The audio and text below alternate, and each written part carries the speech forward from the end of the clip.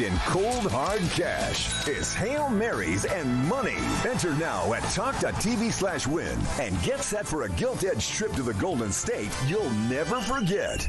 For your chance to win, text TALK to 8338. Text costs £2.50 plus your standard network rate. Or call 0343-418-7260. Lines close 22nd January 2026, 4 p.m. That's when you'll need to answer your phone if it rings. 18 plus. UK residents only. This is a network promotion. Full T's and C's at TalkSport.com. So for your chance to win, text TALK to 8338 now.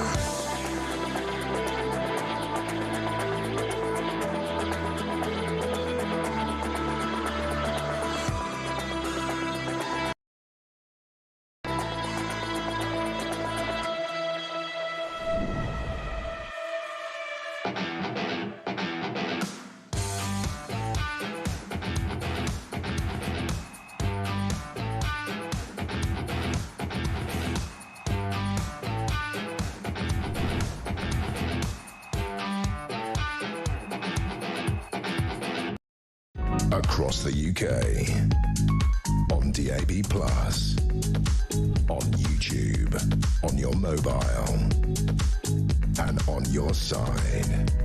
This is Talk.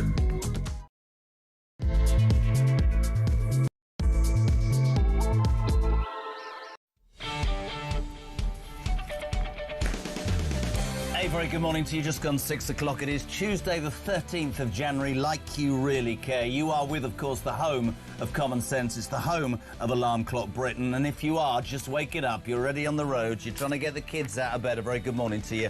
This is the place where you can come and have your say. We'll lay out the news. We'll get people on. We've got so much lined up for you today. We'll review the papers with the amazingly talented Charlie Rowley in just a tick. Talk. But before that, I have to tell you of the news. You must have seen it. We want your opinion straight away. Christian is here. He's got another jumper on, but he doesn't know that I know there's a slight hole in it just at the bottom. I've seen. But Christian will deal with your voice notes. 0344 419 1000 if you've something to say on the show today. Also 87222. Start your message with the word talk. The news dominated yesterday by Reform defector Nadeem Zahawi. The man who used to be the Chancellor of the Exchequer, the man who organised on a daily basis the vaccine rollout under Boris Johnson, a major name in politics, a man who set up YouGov, made money, came here as a migrant and has turned his life around. He has labelled this country sick. He joined Nigel yesterday Farage on stage and said that this country is a country where nothing works, and the only way to save Britain is for Nigel Farage to be the next Prime Minister who will walk into number 10. Is he right? Is Zahawi right? And for people who are Reform voters listening, or people flirting with the idea of reform, are you sick to death of people coming from the Tory party, jumping ship to a ship that many think is sinking, others, like Charlie, really might not? But I would say that Zahawi is a very significant defection. I think he has gravitas. I think he's a self-made man. Love to know what you think of that this morning. 0344 419 1000. There's a story out today of, I mean, it's shocking, a Jewish MP. A Labour Jewish MP was banned from visiting a school after a campaign by pro-Palestine activist Damien Egan, the Labour MP for Bristol North East, had planned to visit Bristol Brunei Academy in September. However, the visit was cancelled after the Bristol branch of the Palestinian Solidarity Campaign intervened. This was brought up, by the way, by Steve Reed, the Environment Secretary, a cabinet minister who was talking to a Jewish group over the weekend, a big dinner, and he pointed this out, which begs the question, Steve Reed, and other people in the Labour movement. If you know this is happening even to your own candidates, if your party has suffered so rightly because of its anti-Semitic challenges, then why are you not stamping this out? Why are we allowing this to happen? I said it yesterday, anti-Semitism rife across the UK, and it's something that needs to be stamped out. I thought I'd get through the morning without talking about Keir Starmer, but how can you? Well, one of the main news stories in The Sun today is brilliant. Keir Starmer's government, guys, has unveiled its latest brainwave to stop the small boats. Whatever you're doing, stop and listen. This is genius. He's opened a TikTok account. You think I'm bloody joking, don't you? I'm not. The Home Office insists that this TikTok account is aimed at tackling online misinformation and dissuading migrants from risking the journey across the channel. Yeah, because honestly, when I go to England, get a house, a car, a phone, Pilates lessons, but you know what's going to put me off? A TikTok account. What a load of old... Also, this will make you feel good. The Sun also reveals today just one detention place in an immigration removal centre costs you, the British taxpayer, £100,000 a day. You'll know from yesterday's show our brand new roving reporter, Samara Gill, SOS. Send our Samari, see what I did there? Oh, yeah. She went out to the Iranian embassy yesterday. You might have seen pictures of Nigel Farage there. Many people protesting quite rightly and saying, free Iran, free Iran. It's time that those mad mullahs, OK, were dealt with a lesson. I'm going to play a clip, but Samara Gill, on day one of her new job, went down there and she met, straight up, 2 Iranian migrants, one of whom had been smuggled into Britain by a lorry, the other who'd arrived by small boat and is being pursued by the police, which led me to think, in the space of one afternoon, Samara Gill from the Jeremy Kyle Breakfast Show on Talk managed to find 2 migrants more than Keir Starmer has in 18 months. Have a little look at this. Did you come here on a boat? Yeah. You came here on a boat? Yeah, from France. From France, yes, Yeah. From Calais? Yeah. He's looking for him. Okay. All right. Okay. Police are looking for you. Yeah. Can I ask something on my... Wait, so the police why are the police looking for you? And how did you come to Britain? Actually, by lorry. Right, by lorry. Yeah. I'm trying to concentrate on that, and Big Mark, who pushes the button, says, what about our breakfast club, which still hasn't started here on the show. So, Samara, loads of that coming up this morning. And also, just to let you know, if you are in a car or a van this morning heading to work, diesel pumps are going to disappear from our petrol stations in 4 years, and everything's going to be electric. So we're all buggered.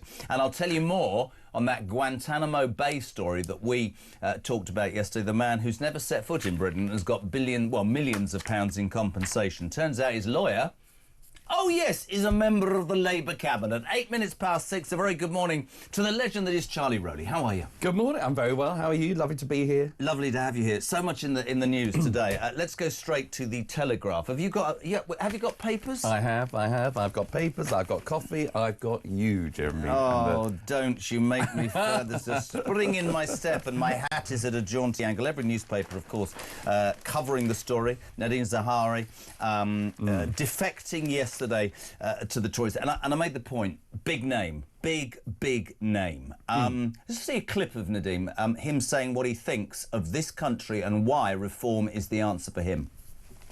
But in so much of the rest of the country, the sickness is no surprise to anyone. To anyone trying to get a doctor's appointment. To anyone who wants to express an opinion, whether on X or even just down the pub. To anyone who wants their children to be taught facts, not harmful fictions at school. To anyone just trying to earn a living and not get crushed into the dirt by ever-growing taxes. Even if you don't yet realise that Britain needs reform, you know in your heart of hearts that our wonderful country is sick. How many of you at home have thought to yourselves that nothing works today? I've been slaughtered, Charlie, in certain areas of the media. I'm not going to give it any credence. You know, I'm an acolyte for reform. I've said very honestly that I voted for reform, but I'm also doing a show where I put all sides. We've today got the Labour Party. We haven't got them on. We never do. We've got the Tory Party on, and maybe even Hypno-Tits will turn up at some point, Zach Polanski. However, what's interesting about the Tory press today is you read Tom Stanley in The Telegraph. He says, this smooth operator may really help Nigel's one-man band reach top spot. But the main headline is Zahawi begged for a peerage before defection. Your thoughts on those? Well, I think the first bit of that is very true. Whatever you think about Nadine Zahawi, he was someone that sat around the cabinet table. You might have been very anti-COVID and everything around it, including the vaccine, but he was vaccines minister that delivered that in record time. Got the job done. And got the job done. Yeah. So when people want people that know how to deliver things, that know how to get things done, then he's obviously someone that's got a good record of that. He obviously talked in that clip that you played about education, very passionate speech, very good and powerful speech. And actually, is he not a living example? I know he made huge amounts of money with YouGov, but he came to this country unable to speak the language with his parents who embraced Great Britain and didn't disrespect it or protest or stick the boot in, made the most and made a hugely successful business and career through hard work and graft. He, of course, at the end, he was the Chancellor. There were problems with HMRC, and that is where the media will undoubtedly concentrate their attacks. Zahawi alleged, this is the Daily Telegraph, begged for a peerage from the Tory High Command before deciding that that was it. Yeah, I mean, and we don't know the real conversations. He'll say that I think his response is that he was actually approached to maybe go into the Lords, to maybe even become chairman of the Tory party and reform CCHQ one from within. But he obviously hasn't done that. I'm disappointed, actually, in that fallout of, you know, it's obviously, if you're a Conservative, if you see someone... You're still a Conservative, are you? Still holding on to that dream? No, I'm enjoying my time with you, Jeremy, as I do every week. We're in no man's land, me and Charlie, aren't we? We just want to be... We want people to be attractive to us. Absolutely. We are politically... Well, we're sort of nomads. Me less than you, but there's 3 years to go, right? Yeah, totally. And look, I've got to take a step back because, you know, I've been a former Tory special advisor, during some of the most difficult periods, whether it's COVID, whether it's trying to get Brexit done, something that people voted for, what the country voted for, the majority People of the are bored country. of hearing about that, though, now. I have to say that. They are, but, and hopefully the conversation can move on. And I think under Kemi it probably has, she's done better, I think. Undoubtedly, I've been honest about that. I fear that she will be, in hindsight, the William Hague of 2020s. So yeah. I think probably the right person at the wrong time. I think she's probably a good egg. Absolutely, quite possibly. But what Nadine articulated, which I think is obviously maybe a year or two early, before the next general election, is that the fact that we will all have to wake up on general election day, whenever that is, and look in the mirror and say, right, how can you... and who is actually going to fix the problems that Britain faces? And if it means splitting a vote, whether that's between the Conservative, if you were a former Conservative and you think, all right, actually, I want to be loyal to them, so I'll vote for them again, or I might have to vote Reform. I'm going to vote Reform proactively because they are the only ones that can stop the idea of a Starmer government coming in again. Or even worse than the Starmer government, there might be a different leader of the Labour Party, and it could be Ed Miliband. It could Which would frighten the bits of anybody. This is interesting. It's obviously going to be one of those things that does sort of split people. So, Christina, hi Jez, no mention of you. Nigel needs people with business experience and experience with government. Reform UK for our freedoms and British values. I think it's a great signing. Simon in Durham, Nadeem Zahawi said this during the COVID debacle. For people who choose not to take a vaccine, then they can also choose not to participate in activities which demand it. That's a line crossed for me. I'm sure this decision to bring him on board will hugely divide support, which is interesting as Reform's peak is at a near point. Mick says, it's important that Reform is a broad church organisation, not exclusive. On the one hand, the media complain that Reform has no experience, and now, when seasoned politicians throw their hat into the ring, the media say they're dodgy and they're not worth it. And just to make Christian feel better, Pete says, "Nout wrong with a jumper with a hole in it, shows it's been worn and loved." Notice that Pete's more interested in your jumper, Christian, than what's going on. Interesting. So, Zaha, we probably knew we'd get a bit of flack. Overall, a good signing for Reform? Yeah, I think it is, because there are two... High profile. Yeah, exactly. And there are two schools of thought there, because, you know, there'll be... obviously, Conservative headquarters will be saying, oh, look, this is another Tory jumping ship, or, you know, someone that got disgraced through HMRC. There'll be other elements of the media that will say, is Reform just becoming the Tory Party 2.0? There will be that view, but I think the reality is that more people will see, and what Reform, I'm sure, would be saying is that, look, actually, we are a broad church. We're not, you know, and there will be Labour defections to come. I'm absolutely sure of that. But actually, it's about what, Labour defections to Reform? Yeah, I imagine so, because You imagine so, or you know so? Well, I can tell you there might well be Labour defections to Reform very soon. I imagine there. There most definitely will. But you, as a A-list journalist and broadcaster, will know a lot more than I will. There will be more, but it is interesting, that whole argument about tours. Love to know what you think of that this morning, team. 0344 499 1000 to Christian on those voice notes. 87222. Start your message with the word talk. We've talked a lot about anti-Semitism, and I think quite rightly. I mean, there's a story on the front of the Times, page 1. Jewish MP's school visit scuppered by pro-Palestinian teachers. Yesterday, Charlie, we talked about the restaurant in Notting Hill, Meissen, that was attacked by these pro-Palestinians loud and aggressively. The police just stood by like they would. It was really interesting. This story, and Matthew Torbett was on the show yesterday, came about because the Communities Secretary, Steve Reid, who used to come on my drive show the whole time when I answer my calls, now was speaking at the Jewish Labour movement at the weekend. Labour has been beset by issues of accusations of anti-Semitism under Corbyn. It turns out that a Jewish MP, Damien Egan, the Labour MP for Bristol North East, had planned to visit the Bristol Brunei Academy in September. However, the visit was cancelled after the Bristol branch of the Palestinian Solidarity Campaign intervened following protests, and teachers threatened to wear the headscarf to school if this piece of whatever in their mind was allowed to come. This is an elected Jewish MP. And Steve Reid, call me, shame on you, my friend, because if you stand up and you tell that story, you should be taking action against the people in that area that behaved in such an appalling way to your Jewish candidate, shouldn't he? Absolutely, 100%. And if you're an elected official, if you're an MP, you should be absolutely able to go, frankly, wherever you like. Even Zara Sultana into a prison. Exactly. Even if you're, unless you're barred from a pub, for example, yes. You know, that is entirely at the discretion of the business holder, I imagine. But when you're going to a school, it is effectively public property. You are, as a elected member of Parliament, someone that is making the laws of the land, not being able to talk to teachers, maybe to parents, teaching assistants, to understand how a school works or what's going on in that school, or what needs to change to actually do your job as an MP. The idea that you're banned because of a far left organisation, a pro-Palestinian protest, is a disgrace. And this comes on the back disgrace, of... my friend. And duplicitous two-tier policing as well. It's dreadful. Totally. And you know, having spent so long, and I think the Prime Minister needs to get involved here, because, you know... He's too busy running his TikTok campaign. Well, This would be, can I just say, you were a special advisor. I don't know what Christian and the gang through the glass think, but this would be a really good idea for somebody in Starmer's circle to have gone, this is right.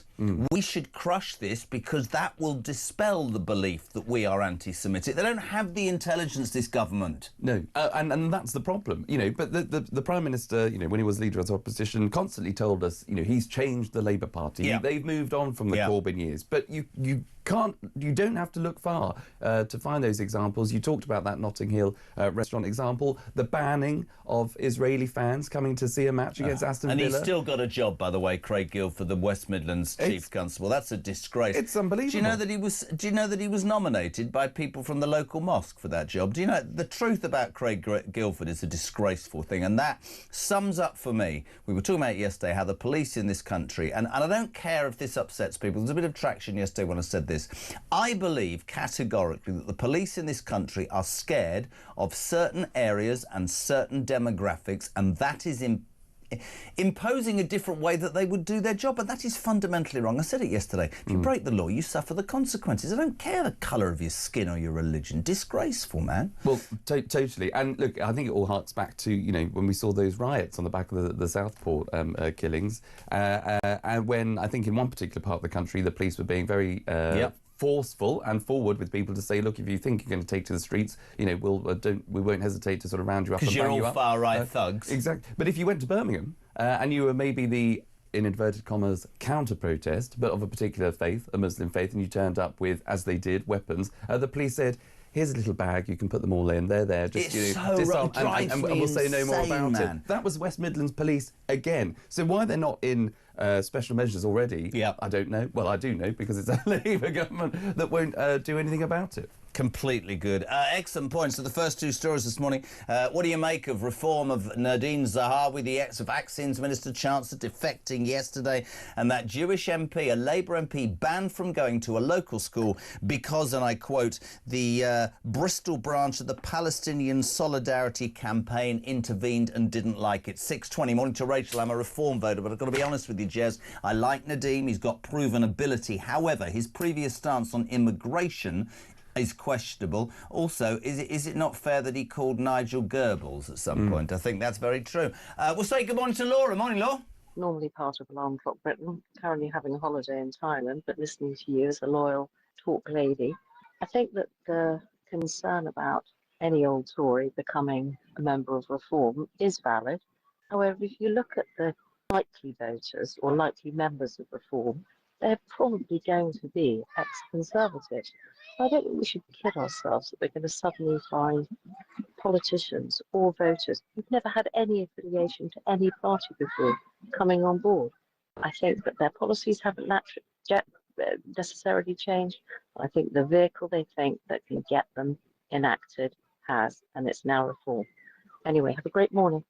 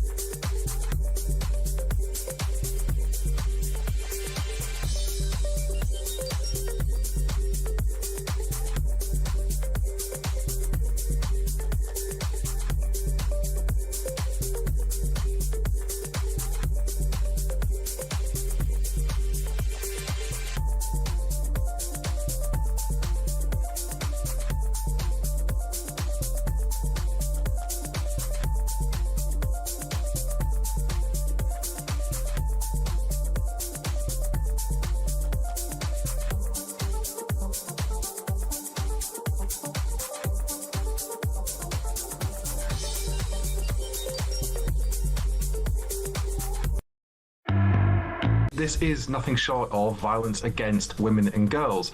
We are seeing online children being undressed, the sexualization of images of children. It is illegal. I don't want to ban any social media platform, but they have to get their house in order or face the consequences. It was insulting when they decided to allow the premium feature to continue, i.e. if you pay for it, you can sexualise an image of a child. That is absolutely sick, it's vile, and it's frankly not in line with British values.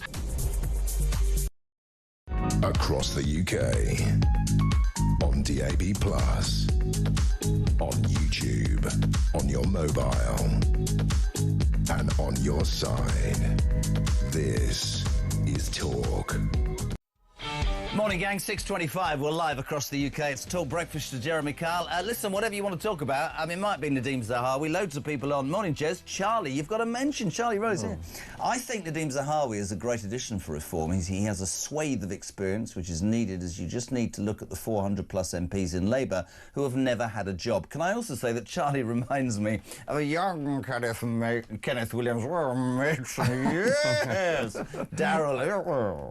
Well, I'll take that. That's very kind, I think. Oh, Charlie. Morning, Pete. Good morning, Jezza. I think the Zahawi is a great idea. Just remember, a lot of them Tories, they know how to run businesses. So maybe some sort of percentage of ex-Tories in reform is going to be great.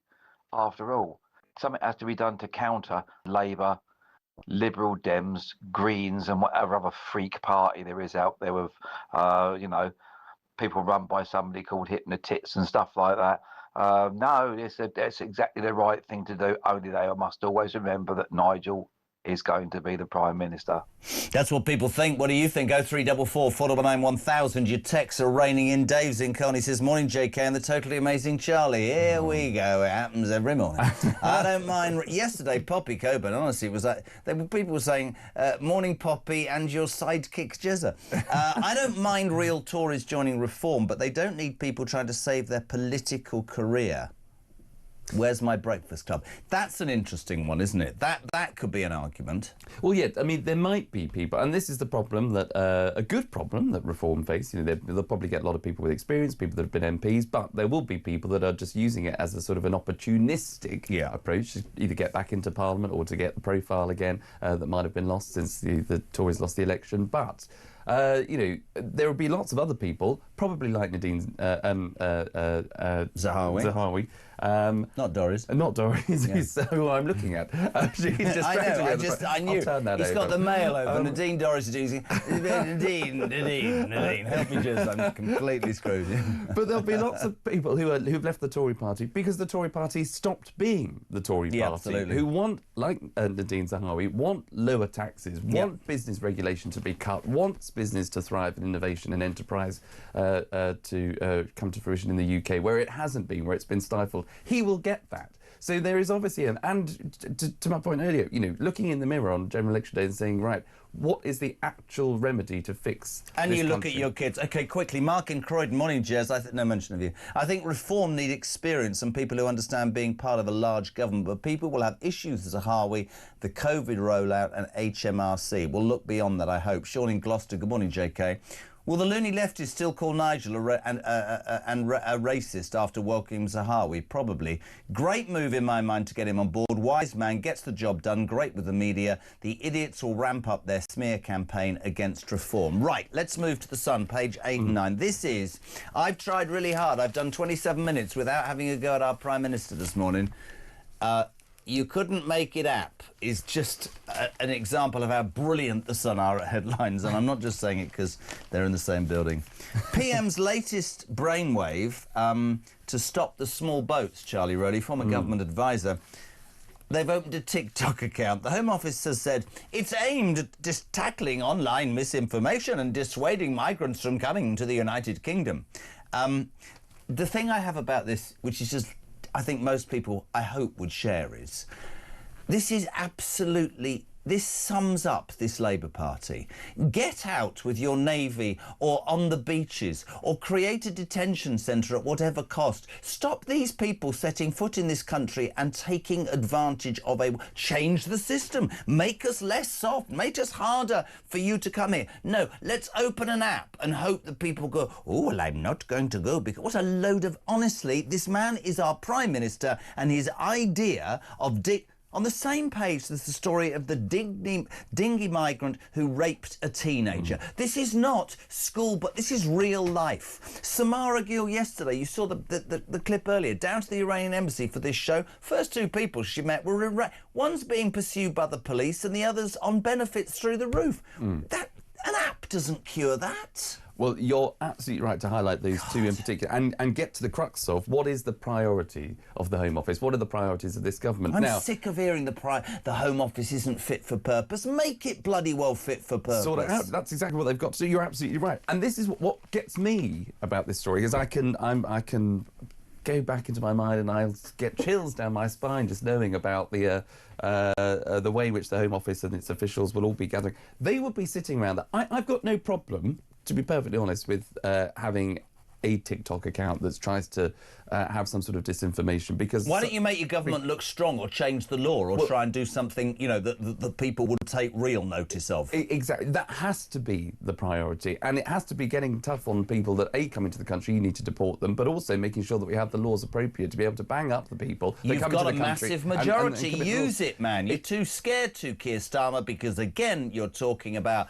what might happen to a certain section of the society might not like me. Well, as I see, you've got the lowest approval rating in the history of politics because you've tried to be all things to all people, and now most people think you're a dud. You're absolutely right. But this is what is so, for me, frustrating, is that, you know, OK, have a TikTok account, try and infiltrate some of those social channels, online channels where the criminal gangs do advertise how brilliant and easy it is to come into the UK. So you do need to counter that. If criminal gangs are scrolling through TikTok, I just think you've got to be part of them. But that should have taken place in an afternoon. That should have said, yep, OK, you go... It's a major policy, one person in the Home Office, you go and fix that, and that's absolutely fine. But the rest of us are getting on with the job of reforming the Home Office, getting it fit for purpose. But this would have taken, I can guarantee you, and I'd love an FOI request to go in. Oh, what? An FOI request. I thought you were being rude then. From the Sun as a follow-up, to know how much is this going to cost? How much time was spent round the table talking about, shall we have a TikTok account? Oh, he's doing it now. Sorry, it catches on. You know, it's contagious. Won't be the first thing you've caught, will it? Go on. I'm very careful. Anyway, yes. It's, you know, but this would have taken up so much time in the Home Office just to get to a point where they'll decide what and that is what frustrates me, that this has been a priority clearly, and something that the government clearly want to talk about, and what a success this has been, over and above. Putting the Navy in the Channel, for example, you know. And migrants that have come into the country that committed crimes, who can't be deported, that end up getting payouts, that we have to fund day in, day out. Can I just play that clip? That's the problem. I'm so with Charlie. If you're just waking up, our new roving reporter, Samara Gill, SOS, send our Samara. We sent her down to the Iranian embassy yesterday where, you know, quite rightly, I think, and Nigel went as well, people are saying free Iran. Let's not forget, I'm just going to say this, people did yesterday, why are we looking at Iran? Well, because the mad mullahs who have run Iran for years have decimated their own people and funded every terrorist group in the Middle East, and the people are rising up and they're being killed. Samara goes down to get that angle. The first two people that she meets are illegal migrants. Did you come here on a boat? Yeah. You came here on a boat? Yeah, from France. From France, yes, from Calais? Yeah. He's looking for him. Okay. All right. Police are looking for you? Yeah. Can I add something on my... Wait, so the police why are the police looking for you? And how did you come to Britain? Actually, by lorry. Right, by lorry. Yeah. Brilliant, brilliant. So we've got a Prime Minister. She's found more migrants in one afternoon than he's found in 18 months, and he's around with an app. Makes you laugh. Back to reform. Mark's in Norfolk. Have you been to Norfolk? Ray? No chance. Wow. Critics accuse Reform UK of being a one-man band. How many people could name the other members of Winston Churchill's cabinet? The team is building. However, the man in charge is going to number 10. Morning, Jez. Tony from Enfield. Have you been to Enfield? I've been through it. Nothing wrong with Tories moving to reform as long as they're not left-wing Tory wets. Is Zahawi a left-wing Tory wet? No, I don't think so. And look, by the way, just I have been to Enfield. I do pass through Enfield quite a lot to get home, and it's a very nice place, as is Norfolk, for what it's worth. You're such a liar. But on the substance of whatever you just asked me, I think... Wet. Tory wet. Sorry. Yeah. Look, you can't have a new formed party like Reform taking on every other sort of form of Tory if they don't believe in the core values. So, but people's ability to change, change their mind, I think, is accepted because we live. It's got to be for the right reasons. It's got to be for the right reasons. And I know there was a lot of people jumping on the bandwagon about Nadine Zahawi putting out a tweet once calling for an amnesty for all illegal migrants. Now that's something I've never supported and would never call for, but to give, in the spirit of goodwill in 2026, you can understand if it is a small number of people. Of course, it's not going to be now, so that issue is dead. But if it's a small number of people because you don't know where they are, but you because it's rewarding people, and you should never do that for breaking the law. But if it's going to make them work and pay tax and then make a contribution to the country rather than just being a taker, it's something to think about. But I would never support it, and I think that's just the prism of what people do think about. But the other thing that I think is really interesting is what Anna in Surrey's just said, which is please address the fact that 3 of Reform UK's senior figures are Muslim. I myself, as a Reform supporter, remember I would like the elephant in the room addressed about Islamist policies. Now, this is really interesting because Nadine Zahawi yesterday, brought up in a liberal Muslim family, made this point about radical Islam. Have a listen, have a watch. There are radical Islamists waiting in the wings to supplant half the cabinet at the next general election and enter Parliament. Is there not still a teacher in hiding in Batley? Is there not an attempt by the CPS to introduce blasphemy laws via the back door? Just last week, did we not learn that a police force whose response to uncovering a plot by a group of Muslims in the West Midlands to organise into an armed militia and commit pogrom against Jewish football fans was to lie to the public and to blame the Jews? This is a sickness deep in the heart of our country that for 40 years we have let fester. We should have nipped political Islam in Britain in the bud. You see, when a man who was brought up in a liberal Muslim family says that, people listen. He's dead right, isn't he? No, he is, 100%. And is it more palatable for him to say it than a man who's not a Muslim? Quite possibly, and I know that shouldn't be the case, but I just think after the last 40 years, what Nadine was saying there, we've been, well, that's been the problem. That has been the problem. I've watched press call Layla Cunningham. I agree with you. The would-be mayor of London, please God for reform, they've called her anti-Islam. But she's a Muslim as well. So I'm, without giving too much away, I'm 35. And so for the last 20 years, plus, since the new Labour government, growing up under Tony Blair, going into probably the soft sort of Tory phase, I have grown up in a world where there is that oppression of, well, if you dare to speak about immigration, you must be racist. Absolutely agree. And so it takes me a while to try and unpick, well, it has taken, but thank God for talk and having free speech, because you can unpick that and you can actually say what you actually think in the home of common sense. But for Nadine to be able to say it, for Layla Cunningham to be able to say it, for Zia Youssef to be able to say it, it is absolutely, in fact, it's absolutely fine. But then, of course, the press then say you've only recruited Zahawi and Layla Cunningham and Zia Youssef because they're Muslims, which is completely and utterly outrageous. Keep your thoughts coming on the news of today. 0344 419 1000. Text to 87222. You're waking up to the news that Nadine Zahawi, ex-chancellor, has defected to Reform. You're waking up to the story that a Jewish MP was banned, a Labour Jewish MP was banned from a local school in his constituency because the Palestine Solidarity campaign didn't fancy it. And you're also finding out that our Prime Minister has finally shown his hand. I'm going to sort out the problem with migrants. I've set up a TikTok account. We'll talk X on the way. James, good morning. Good morning, Jezza. Now, I'm very, very disappointed in Reform, in this ex-Tory joining them. That's the whole reason why I went for Reform, Jeremy. I don't want any Tories in there. I want something different. So I'm very, very disappointed. So I will be going for Advance UK. Ben Habib is a super guy, super guy. Anyway, Jezza, cheers, mate.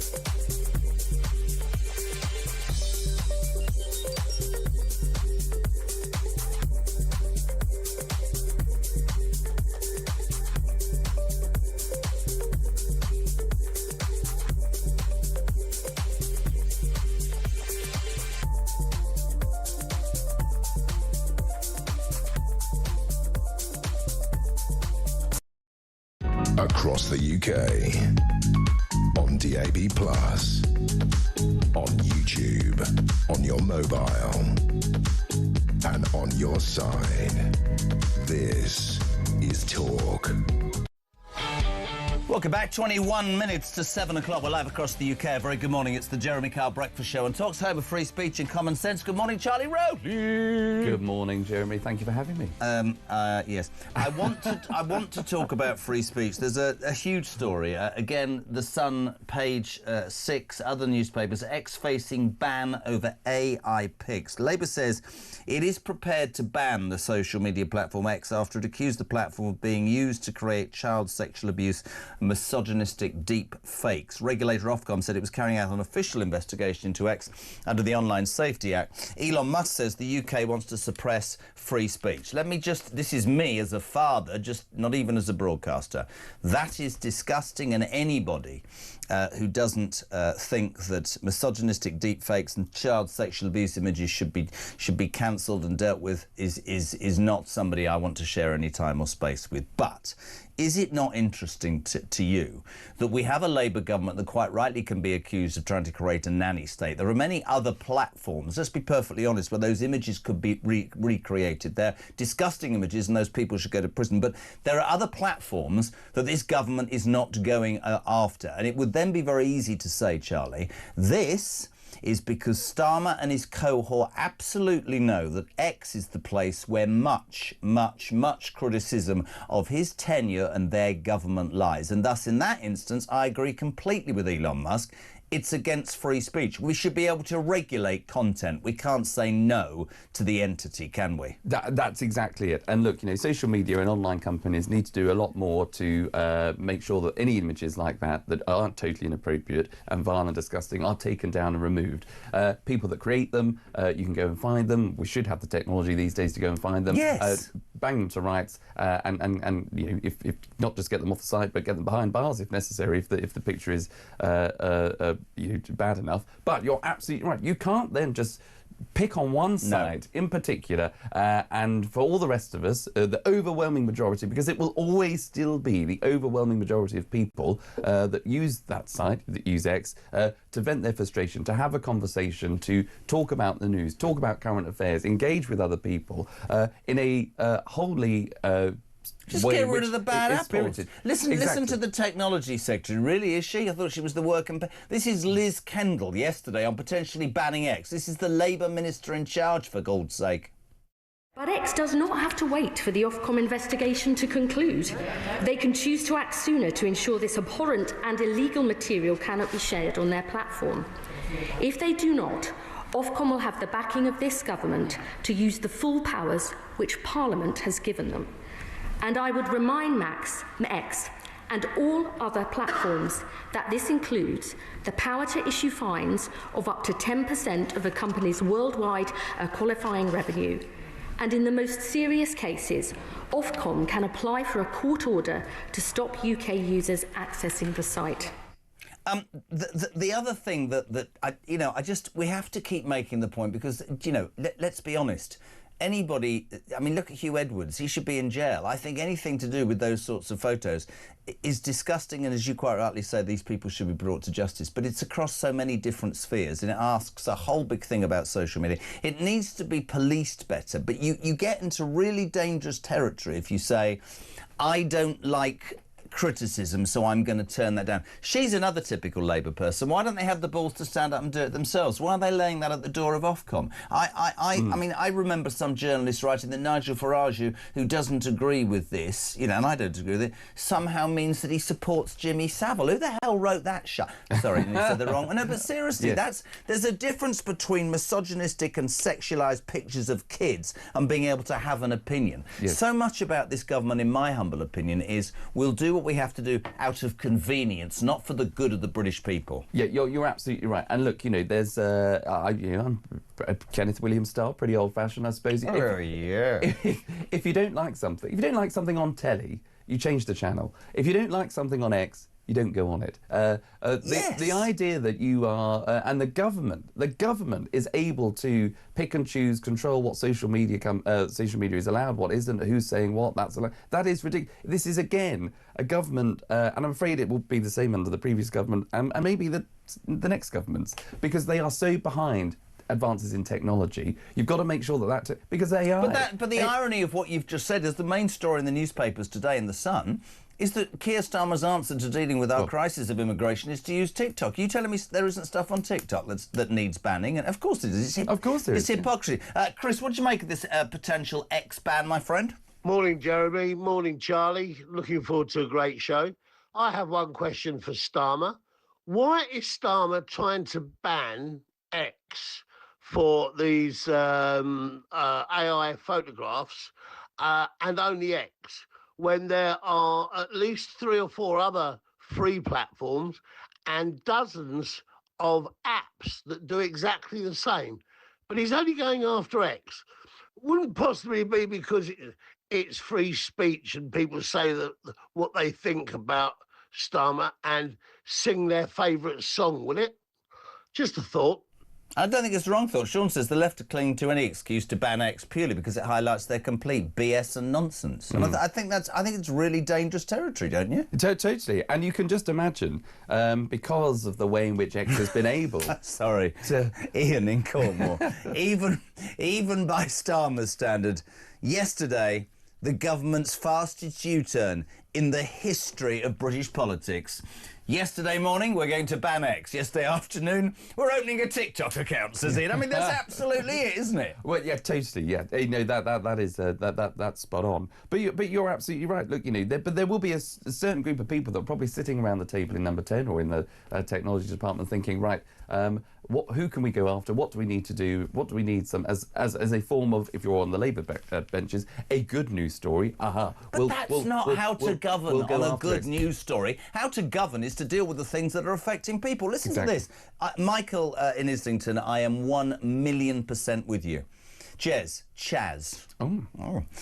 Another day, another Starmer. He's disgusted quite rightly with these online images of X and Grok. What about the rape gangs in the real world? He's never dealt with that. Completely agree. What about this disgusting sweep under the carpet of the absolutely needed national inquiry into those rape gangs, how kids' lives have been blighted forever? Nothing. Totally. It's virtue signalling rubbish, this. Absolutely. And just as, you know, it might appease the left wing, the Labour Party backbenchers by going after X because they don't tend to like it, in the same way that it might appease some sort of Labour MPs in a particular part of the country that might impact on the Muslim demographic. That is not how you govern. But that's how they're doing it. You can't govern like that. I don't know whether... we're not going to break yet. We have got the other story. Yesterday, Christian runs in, as he always does. He brings me this extraordinary story. I'm going to try and mention this guy. I'm going to call him Abu again. Abu Zubaydah is a terror suspect who was... who ended up in Guantanamo Bay. Now, we can have a big argument about Guantanamo Bay and was it against human rights, blah, blah, blah. What was extraordinary about this story, and it's on the front page of the Mail today, which is really interesting, is that this guy commits terrorist crimes, gets jailed in Guantanamo Bay. During the process of interviewing him or prosecuting him, nearly the wrong word there, he... The CIA asked via email for MI5 and MI6 to help out, and they sent a couple of suggestions. He was subsequently jailed, and it turned out, I made this point yesterday, that the UK government had paid substantial compensation to Abu Zubaydah. Guess what we found out today? Here we go. Fury... I love this. Over Labour payout to Hermes Guantanamo Bay. The Attorney General, that total...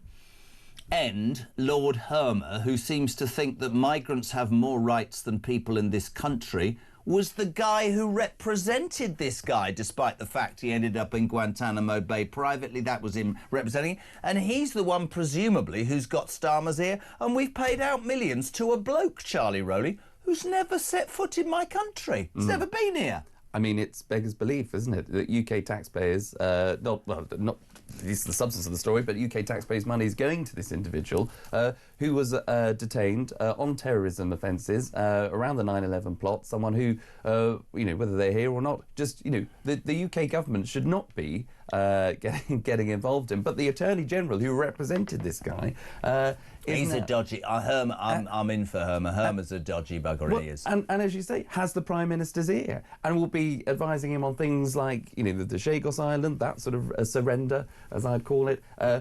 Blocking things like reform of the ECHR, not actually getting tough on people that come into this country illegally, because they're obviously all refugees. They're not economic migrants at all. They all need help. They all need our support. But yet they go on to commit these awful crimes that we hear about. But he's the Attorney General that has the powers. Who represented this low-life terrorist privately and has now presumably overseen millions of pounds of payout. There's so much for you to get your teeth into today. 0344 499 1000 is my telephone number. Text to 87222. And Charlie Rowley, gear yourself up. Coming next, we're going to talk about two things, and they couldn't be more different. Diesel cars and autistic Barbie dolls. 10 to 7, back in 3.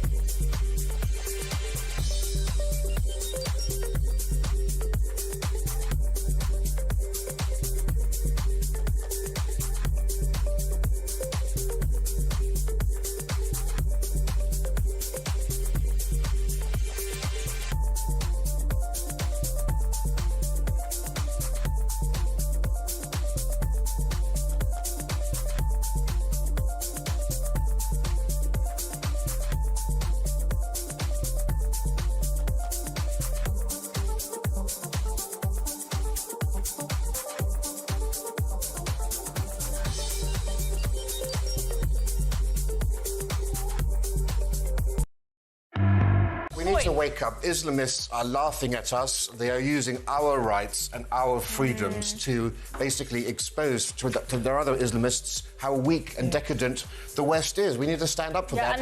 And we need to also look into activist judges. There are judges who celebrated the Rwanda defeat of the Tory government and others. Judges' independence must be sacrosanct, but there must be an independent panel when you have clear cases of bias or activism or loony things like this, that they get investigated, sanctioned and maybe even dismissed.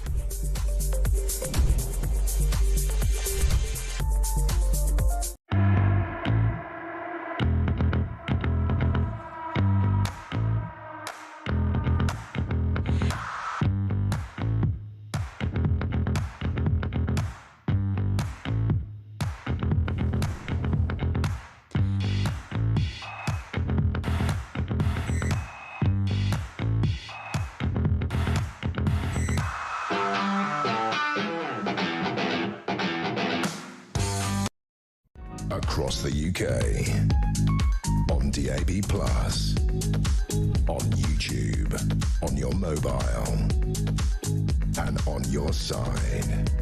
This is Talk. Welcome back. We're lining up well on breakfast today. The amazing Charlie Rowley for the next 10 minutes. Deputy Leader of Reform, Richard Ticey. The Chairman of Reform, David Bull, as well. More from Samara down at the the Iranian embassy. Let's say goodbye. Actually, let's do this. Morning, Jim. Good morning, Jeremy, and to the handsome Charlie Rowley. You're handsome too, Jeremy. I think it's worth mentioning that the Reform Party, like the Conservative Party before, need to be very careful about lefties or others infiltrating their party. This happened with the Conservatives quite clearly, and yeah, they've got to be careful because these people have got an agenda, as we all know, and that can cause trouble for them. I'd like to also just point out that Charlie Rowley was my ex-flatmate who I rented a room to.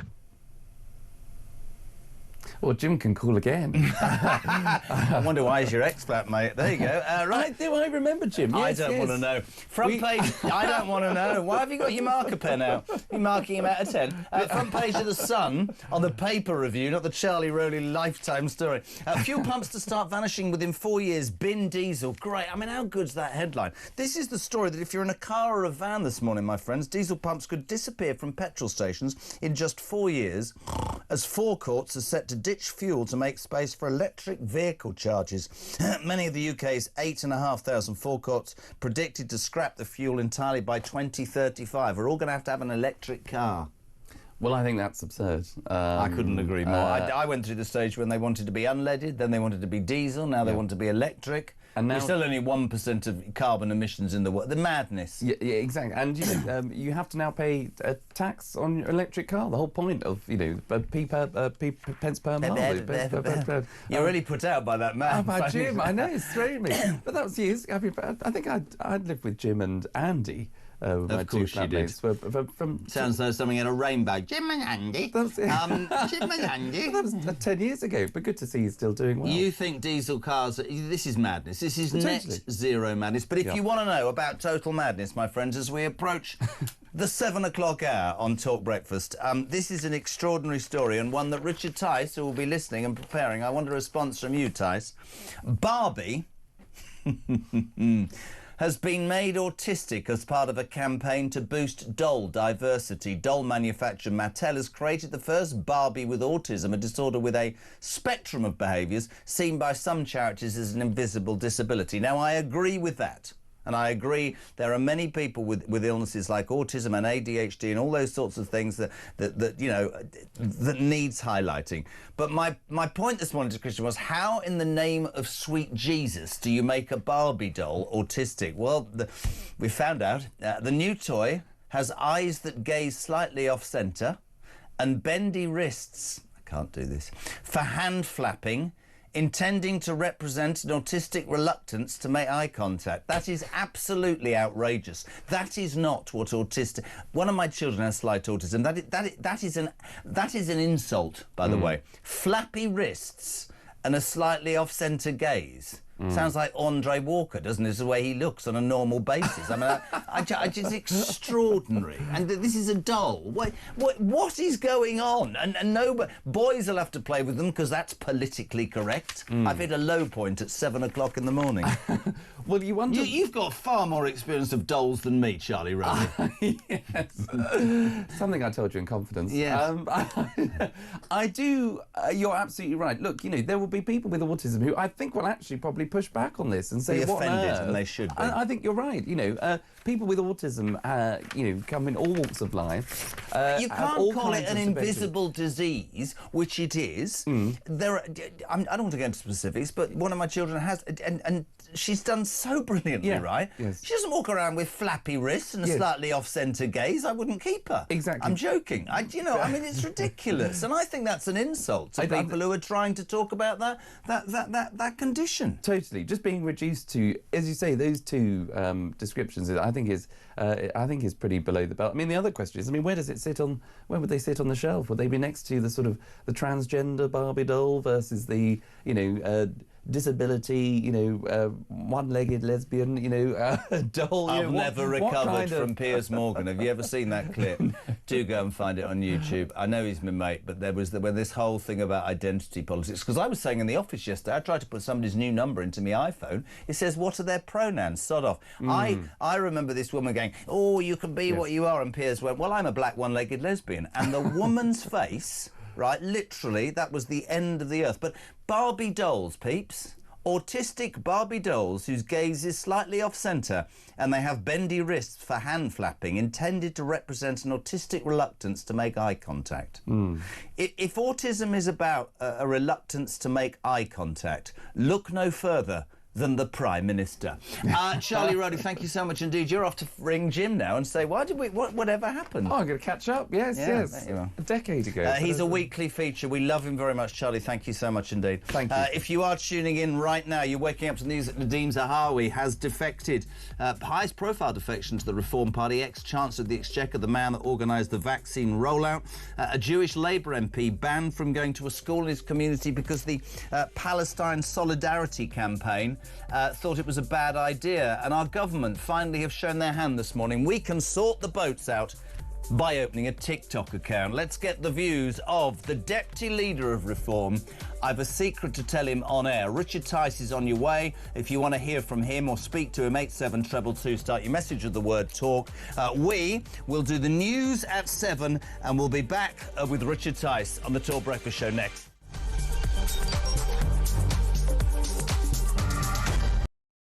It's one of the biggest sporting spectacles on planet Earth, Super Bowl 60, and you could be there. Enter now at talk.tv/win for the chance to score a fantastic 4-day trip for two to the City by the Bay, San Francisco, including tickets to Super Bowl 60 and $2.5 grand in cold hard cash. It's Hail Marys and money. Enter now at talk.tv/win and get set for a gilt-edged trip to the Golden State you'll never forget. For your chance to win, text TALK to 83338. Text costs £2.50 plus your standard network rate. Or call 0343-418-7260. Lines close 22nd January 2026, 4 p.m. That's when you'll need to answer your phone if it rings. 18 plus, UK residents only. This is a network promotion. Full T's and C's at TalkSport.com. So for your chance to win, text TALK to 83338 now.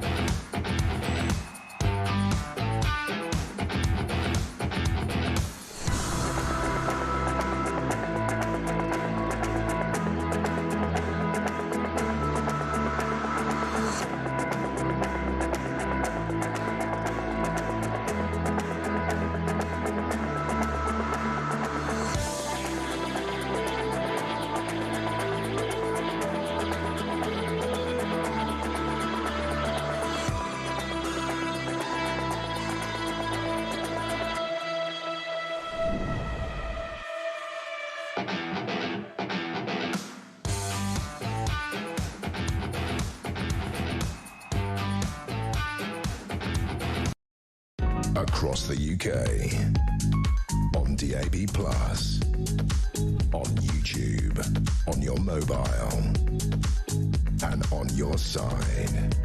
This is Talk.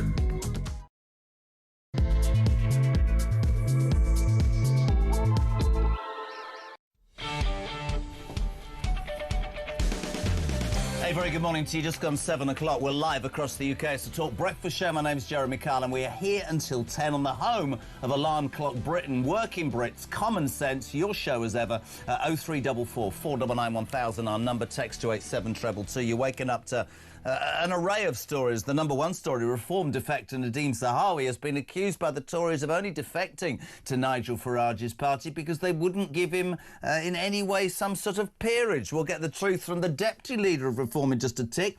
Richard Tice will talk.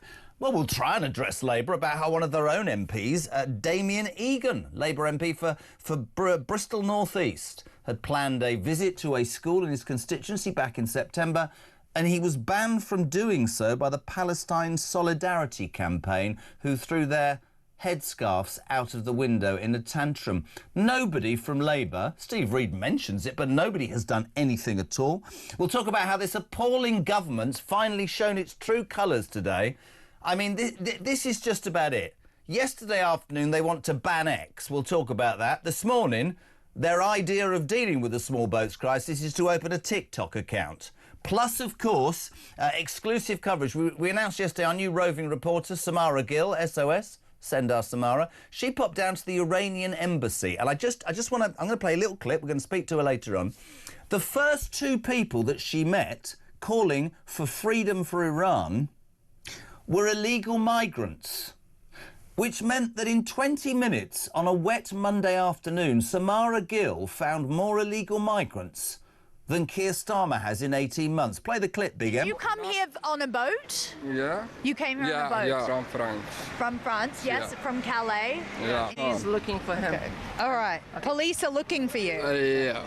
Can I add something on my... Wait, so the police are... Why are the police looking for you? And how did you come to Britain? Actually, by lorry. Right, by lorry? Yeah. I literally can't say any more. Richard Tice, a very good morning. Wow. I mean, I wasn't aware of that. It makes it morning, not a good morning. I mean, well done, Samara Gill, your reporter. But that sort of just shows the quantity of illegality and criminality just meandering along our streets. I mean, there was a restaurant in Notting Hill. You'd be aware about this, my friend, on Friday. Meisner is in Notting Hill. Family-run restaurant, over 20 years. The pro-Palestine mob arrived. They were screaming obscenities. The police stand and do nothing. On camera, Samara and I get an illegal Iranian migrant who the police are sorting. It's walking free. Where are the police in our streets, Rich? Nowhere. Well, it's just truly shocking, and actually, that incident outside the Jewish restaurant in Notting Hill was truly appalling. Absolute intimidation. It's against the law. What was going on there? That wasn't just a lawful protest.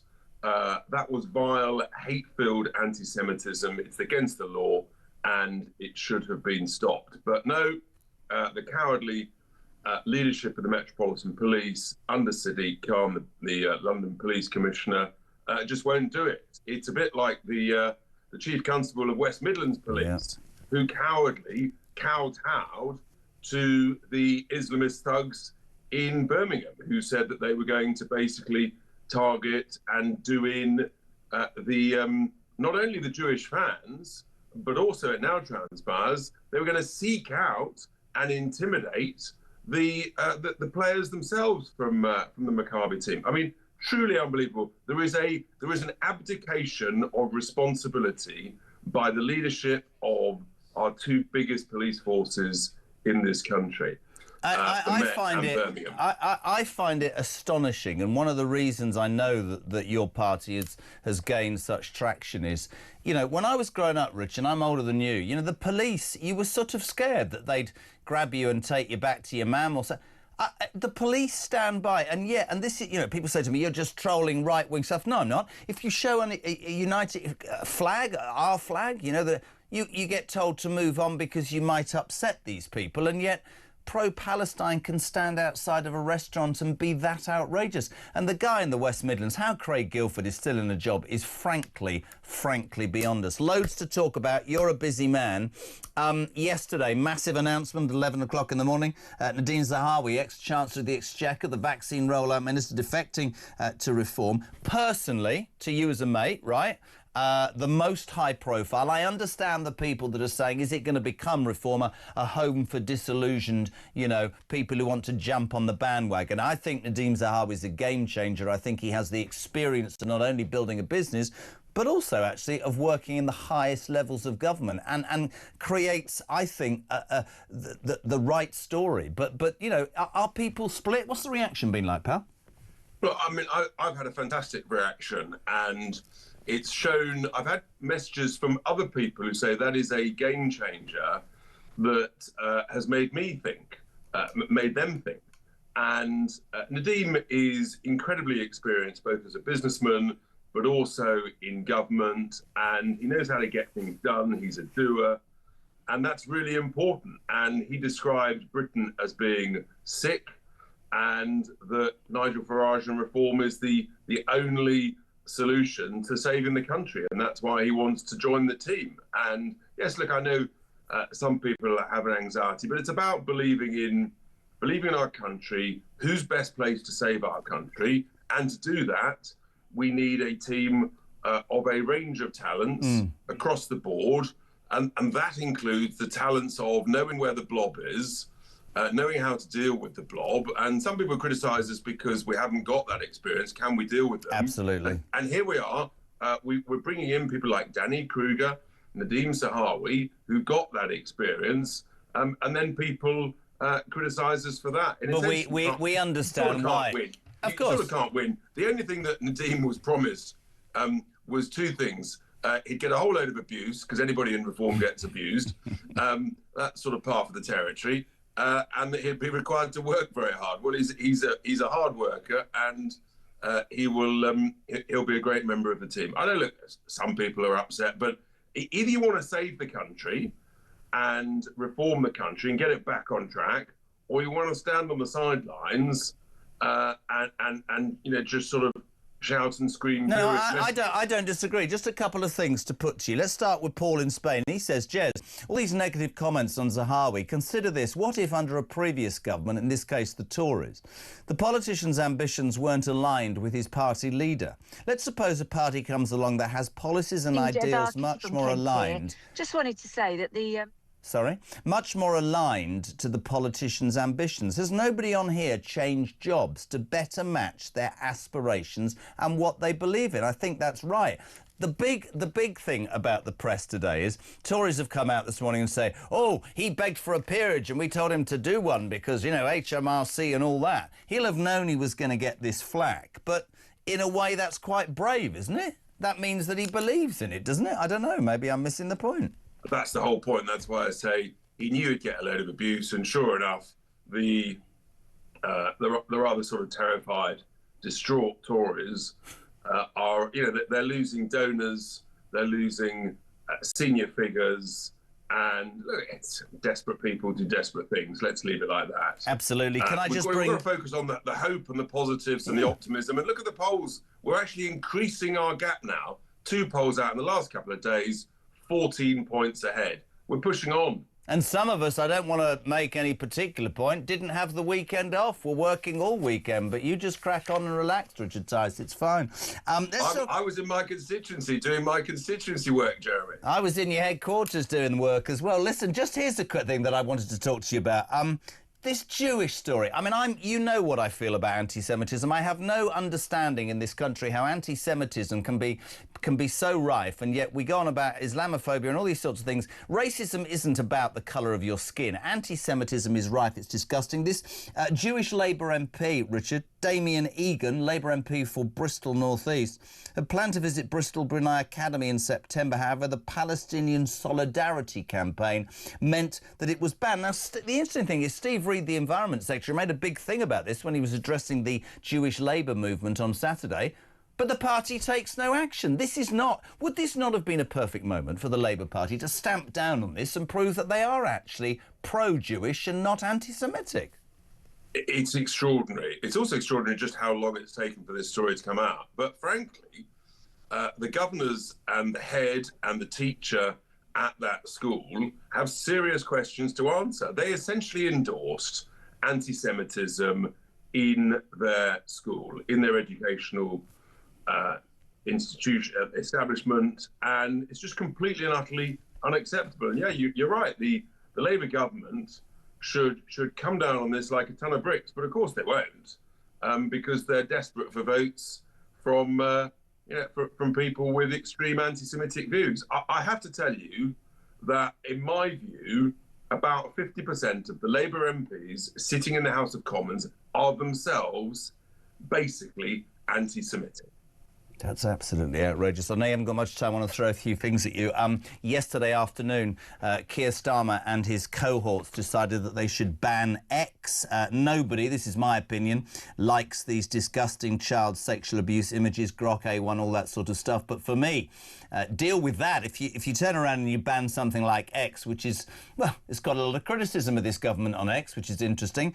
They should be banning every single platform. That was yesterday afternoon. But this morning, their answer to the small boats crisis is to set up a TikTok account, Richard Tice.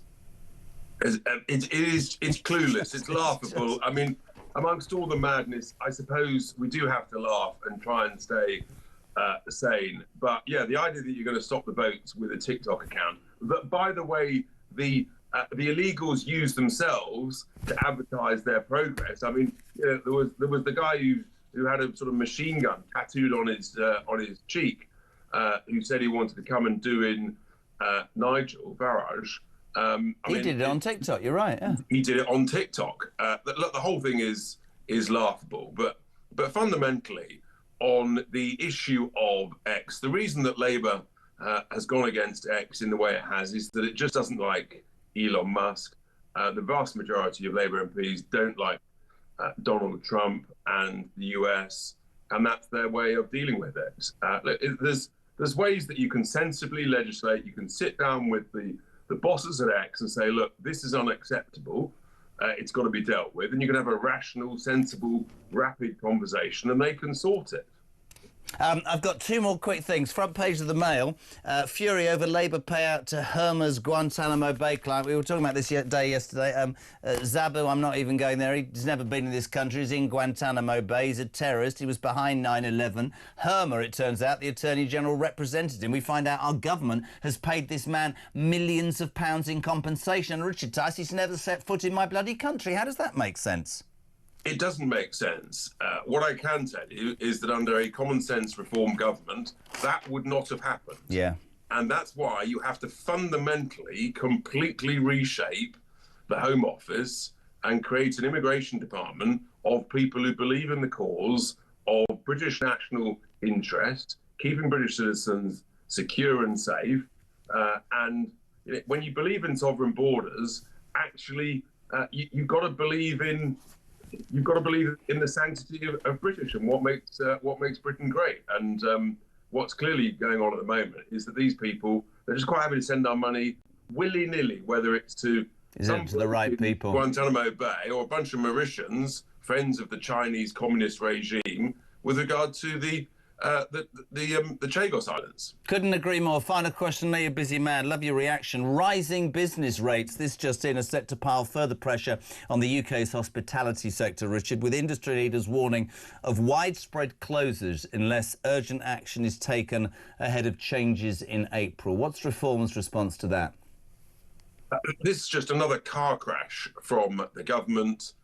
They've known this. They've had loads of representations made to them. We've been saying for years that the whole issue of business rates for the high street, including hospitality and leisure, needs reform. And this government, they just didn't understand. Once again, Rachel from accounts turned out to be Rachel from complaints. And my goodness me, she's getting a lot of complaints, that is for sure. They've just got no idea about the impact on small businesses, on pubs, on restaurants, of these vast increases in rates. They try to say rates were coming down, actually they're going up. In the same way, they say they're cutting borrowing. No, they're not. We're going to borrow, give or take, £150 billion more this year. But that's just to pay interest, pal, isn't it? That doesn't pay off any of the debt. That's just to pay interest on the debts that we can't afford to sustain. You can't borrow to pay down debt. The whole thing is absurd. It absolutely is. Listen, you're a busy man. We thank you for your time. No time to ask you about the autistic Barbie doll. You're a busy man. Richard Tice, Deputy Leader of Reform, thank you very much indeed. Morning, Kitty. Kitty from Kent here. Just wanted to say that the so-called experts who say reform has reached peak to polling, etc., they're a bit like the weathermen and women. They just don't know what they're talking about. They look outside and go, oh, yeah, that must be what it is. We don't know that they've reached peak. I very much doubt they've reached peak. They may go up and down and fluctuate, but they're definitely putting something out there. And I think that is because when you hear Zia or Nigel or Lee or anyone speak, they sound like they're talking from the heart, and no other politicians do that. I do think reform slogan needs to be something along the lines of the party that loves Britain. And so if you love Britain, you will vote for us, because most lefties are nutters, but not all. And there will be some that come across to reform and understand that actually what they're doing is the right thing. Anyway, have a lovely day. Thank you, Kitty. Loads of you getting involved this morning. 87222 on the text, 0344 499 1000 for your voice notes. There's so much you want to talk about today. Maybe Nadine Zahawi's defection, maybe the Labour view of anti-Semitism on their own MPs banned from somewhere in his own constituency, but we hear nothing. Starmer yesterday wants to bang X, today joins TikTok to explain to us how he's going to finish the boat crisis. I rather take the side of Richard, who says, so Samara Gill, your new roving reporter, went outside the Iranian embassy yesterday with a camera crew and within 2 minutes found 2 illegal migrants, which is more than Keir Starmer has found in 18 months. Absolutely. Samara here, head of 8 o'clock with that report. We're back in 3.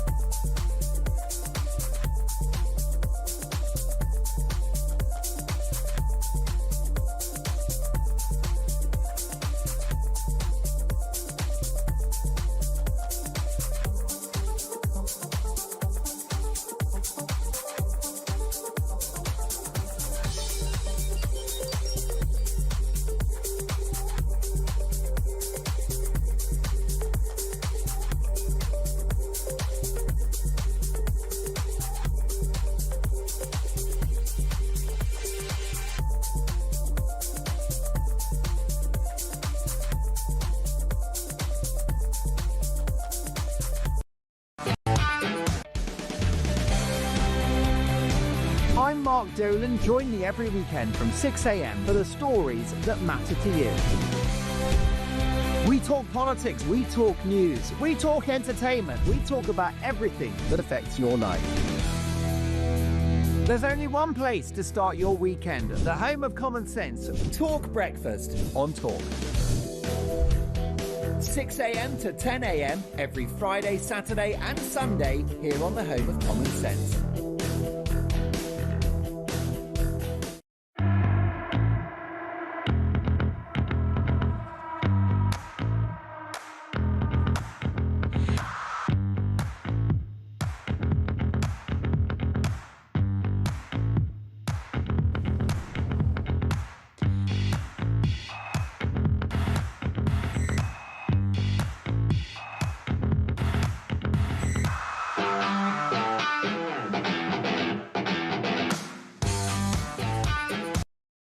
Across the UK, on DAB+, on YouTube, on your mobile, and on your side.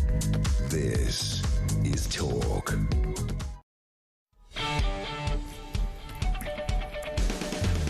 Welcome back, 7:22. It's a Tuesday morning. We're live across the UK. Wherever you are in the United Kingdom, whatever your views of the news, doesn't that rhyme? Get in touch. You can send us a voice note, 0344 499 1000, text to 87222. Good morning to Gary, who says, Jez, we all know this X witch hunt is all about Elon Musk. X is a sounding board for free speech, and Starmer does not like free speech. This is the story that Labour saying that it is prepared to ban the social media platform X after it accused the platform of being used to create child sexual abuse images and misogynistic deep fakes, regular fakes even. Ofcom said it was carrying out an official investigation under the Online Safety Act. Elon Musk says the UK wants to suppress free speech. I just want to make this point. This is my point, my opinion. Nobody wants that vile stuff anywhere, and it should be policed 1,000,000%. The problem is for Starmer, if you try and ban X, what about the other platforms that can create these disgusting images? That's an issue, because that leads people to say, you're targeting X, Keir Starmer, because on X, you get far more criticism than anywhere else. Morning, Sean. Morning, Jeremy. Sean from Grimsby here. When I got home last night, my young lad said to me, who's 12, he said, Dad, the government's trying to ban Twitter. You're on Twitter, aren't you? I said, yeah, I am. And then he said to me, for a small fee, I can set you up a VPN on your phone so you won't get banned, Dad. And when are we going to realise, mate, right, that a load of old dollars down in London trying to outsmart young kids tech-wise, it's just not going to work, mate. These kids have ways round this within minutes. They are far more switched on than we will ever be. Great show, mate. Let's speak to John Carr, OBE, the Secretary of the UK Children's Charity Coalition on Internet Safety. John, a very good morning to you, sir. Thank you for joining us. Morning. Have you got a sense of humour? When I read this firstly this morning, it said John Carr OBE, and I thought you were called John Carr Obi, but you're not. I'd love you. I may have a place in Star Wars in future. That's exactly. I said, what's his second name? Ben Kenobi, and they all went OBE. You total idiot. John, this for me is and should be one of the main news stories of the day, and we should talk about it in great detail. And it's a difficult one because you've got a government that yesterday... Let's actually hear, I'll play it to you and everybody else. This was Liz Kendall. Liz Kendall is, for now, the Technology Secretary. This was her in the Commons talking about a potential X being banned. But X does not have to wait for the Ofcom investigation to conclude. They can choose to act sooner to ensure this abhorrent and illegal material cannot be shared on their platform. If they do not, Ofcom will have the backing of this government to use the full powers which Parliament has given them. And I would remind X and all other platforms that this includes the power to issue fines of up to 10% of a company's worldwide qualifying revenue. And in the most serious cases, Ofcom can apply for a court order to stop UK users accessing the site. John, from my point of view, nobody, I've got 6 kids, these sorts of images, these sorts of people do not, I think, deserve any liberty in our society. And I've been very strong on that about Hugh Edwards repeatedly. I think he should be in jail. But the danger for this Labour government is they talk one afternoon about banning this, and the following day they're talking about a brand new TikTok account to explain to the British people how they deal with the immigration problem. It's duplicitous. And if you're going after one platform, surely you should go after all of them, shouldn't you? Well, as far as I'm aware, TikTok are not doing anything like what Grok and X appear to be doing. And it's very, very simple for Elon Musk to remove himself from Labour's crosshairs or anybody's crosshairs, and that's stop it. What he's actually done is simply say you can carry on doing this, but only if you give me money. That's completely unacceptable and wrong at every level. So whatever you think that Labour's motives might be, the solution's simple. Don't do it. Stop doing it. Is it... let's take TikTok out of the thing. You should tell me, because you represent an organisation that I would support forever, because you're after the safety of our children. It is happening everywhere else. We've just had a call from a guy whose 12-year-old said, don't worry about that, I don't even understand technology, mate. I struggle putting a plug together. But the truth is, the younger generation are way ahead of us. Is it fair and right to say, you've used TikTok, I'll use other examples, that you can't get these images, which are disgusting? You can get them in other places. Of course you can. Well, there's a lot of people go around saying, oh, yeah, kids today, they can outsmart anything you like, and they mention VPNs, virtual private networks, as an example of that. The truth is, a very small number of kids can do it, and an even smaller, a very small number of kids know how to do it, but an even smaller number of kids actually do it. They know that if they're not supposed to be going to these places, mostly they don't. Some do. But that doesn't answer the question. And I'd like to. No. The reason I'm slightly dubious about how I'm going to ask this question is the way it's going to sound. These images can be found on other platforms, can't they? they can, but that's no reason to let them carry on. No. So why are they not being? One. Why are they not being correctly policed at the same time? That's my question. I'm not in any way disregarding how heinous they are and how I don't want them. But if they're on other platforms, you open yourself up, if you're the Labour government, for this is just against X. That's my point in it all, John. I see what you mean, and if that were the case, then I would be complaining as loudly as you are. Ofcom is the enforcement body here, not the government. Ofcom has the powers to go after any and every platform, but the truth is you can't go after all of them at the same time. And we have a very clear public example of what Grok is doing, and they are a very large player. That's the obvious reason for going after them. But absolutely, I'm with you 100%.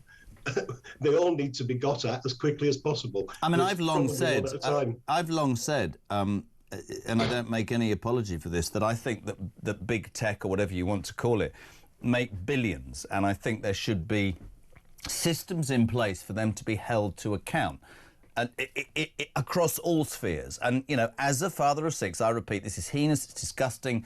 I go on about Hugh Edwards, he's a paedophile. That's how I see it, and I won't change that opinion. But the problem for Starmer is, and I go back to it, I'm not trying to make you political, if you say about TikTok, but you can't just go for one area, because people will jump up and down and say that the very basis of our democracy in the United Kingdom is free speech. That doesn't mean that images of children are free speech, but if you don't like what a certain platform's saying about your performance, and they have that horrible side hustle, but you've said it and I've said it, there are other platforms, and I think that's where the danger is. I was going to talk to you about, you know, children overall, the safety online. Do you believe there should be more control over children on the internet? How do we do it? Do we ban it under 16 as other countries have?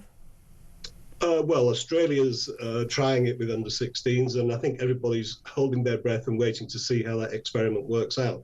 I don't like the idea of stopping kids doing anything, frankly, but if there is sufficient evidence, and we're going to see how it works in Australia, and it's shown to work, and it makes kids better, safer, healthier, then I'm absolutely in favour of it, 100%.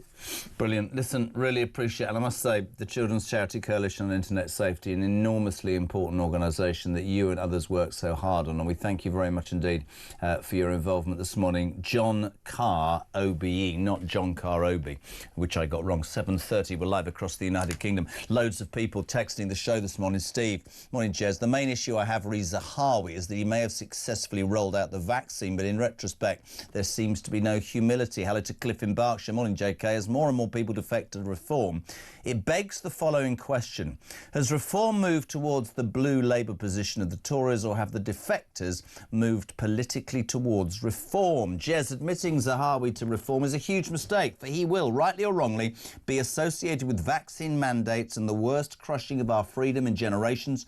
Tell Mr Tice that reform are beginning to look like they've lost the plot. That's Nick in Loughborough. I'll tell you what, Nick, the chairman of Reform, Dr David Bull, here live from 9 o'clock. And I should make this point now to all of you. If you want to set a question to David, you can do it via text 87222. You can phone it through. We do it with Ring Rob. We'll call it Dial David this morning. Now, you see, creatively brilliant.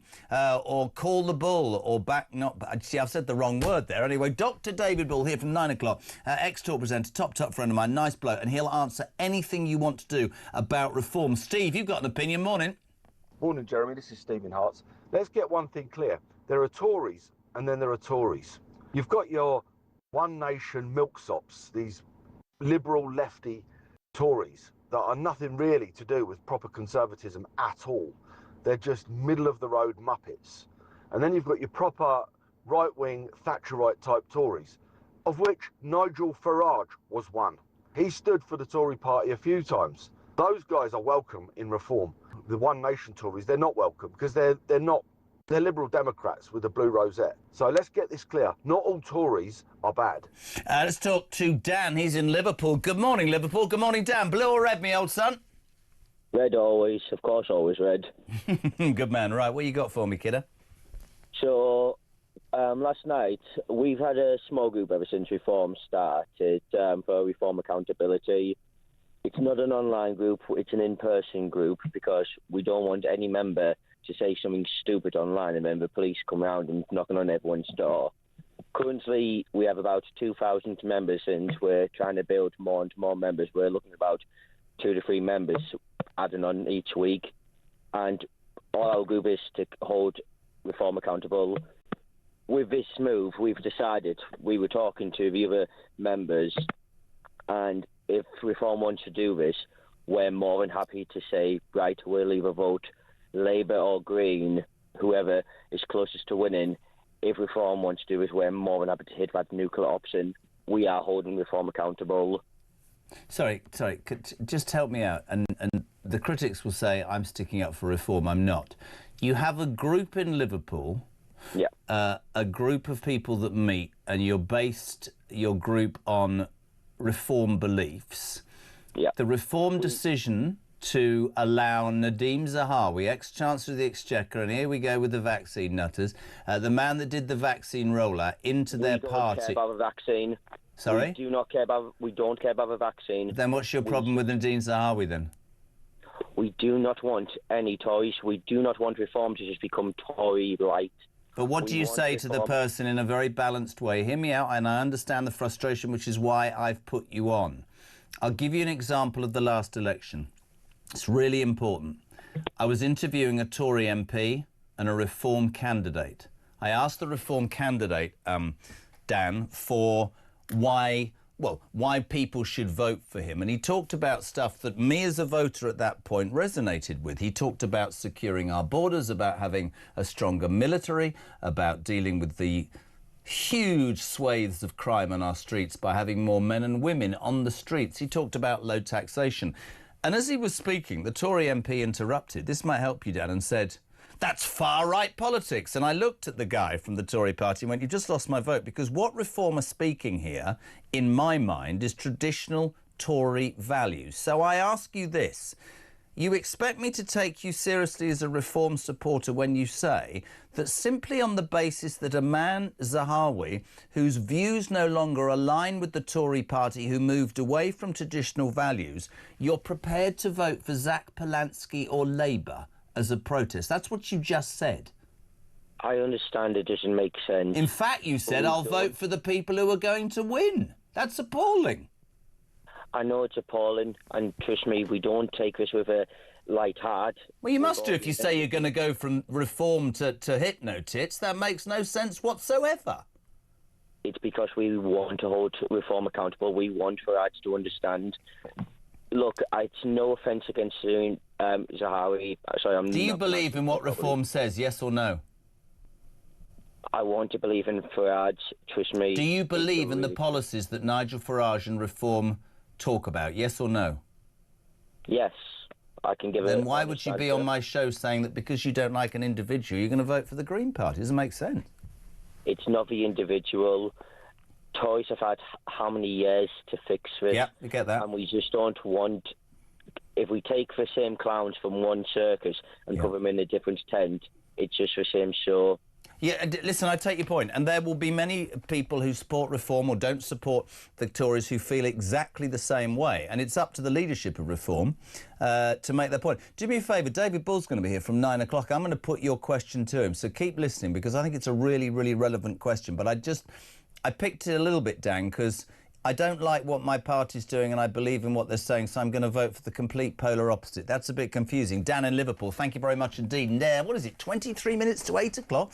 Morning, Mark in Norfolk. Reform is taking stick for welcoming Nadeem Zahawi. Rightly or wrongly, who on earth can find a party that means their stance on every single member or topic never needed compromise? Political perfection doesn't exist. We can only vote for the party that ticks the most boxes, and that, for me, remains Reform. Andy's in South Wales, which is brave. Totally agree. There needs to be restrictions on these deep fake AI apps, Jez, but you can't just go and pick up one platform. Starmer is cancelling elections, removing juries, arresting people for free speech, and now wants the UK to join this lovely list of countries that have banned X. Those countries, for your information, are China, Iran, Russia, Turkestan, North Korea, Myanmar, Pakistan, Venezuela and Brazil. Need I say any more? Good morning.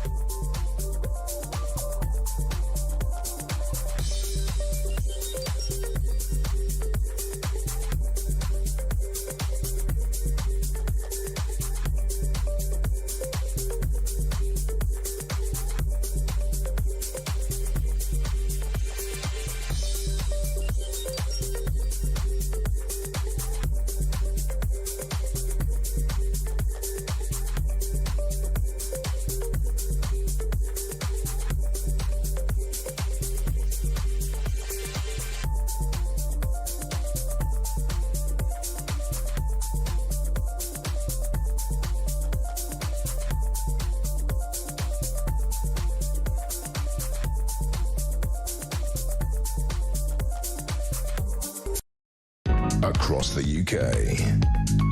On DAB+. On YouTube. On your mobile. And on your side. This is Talk.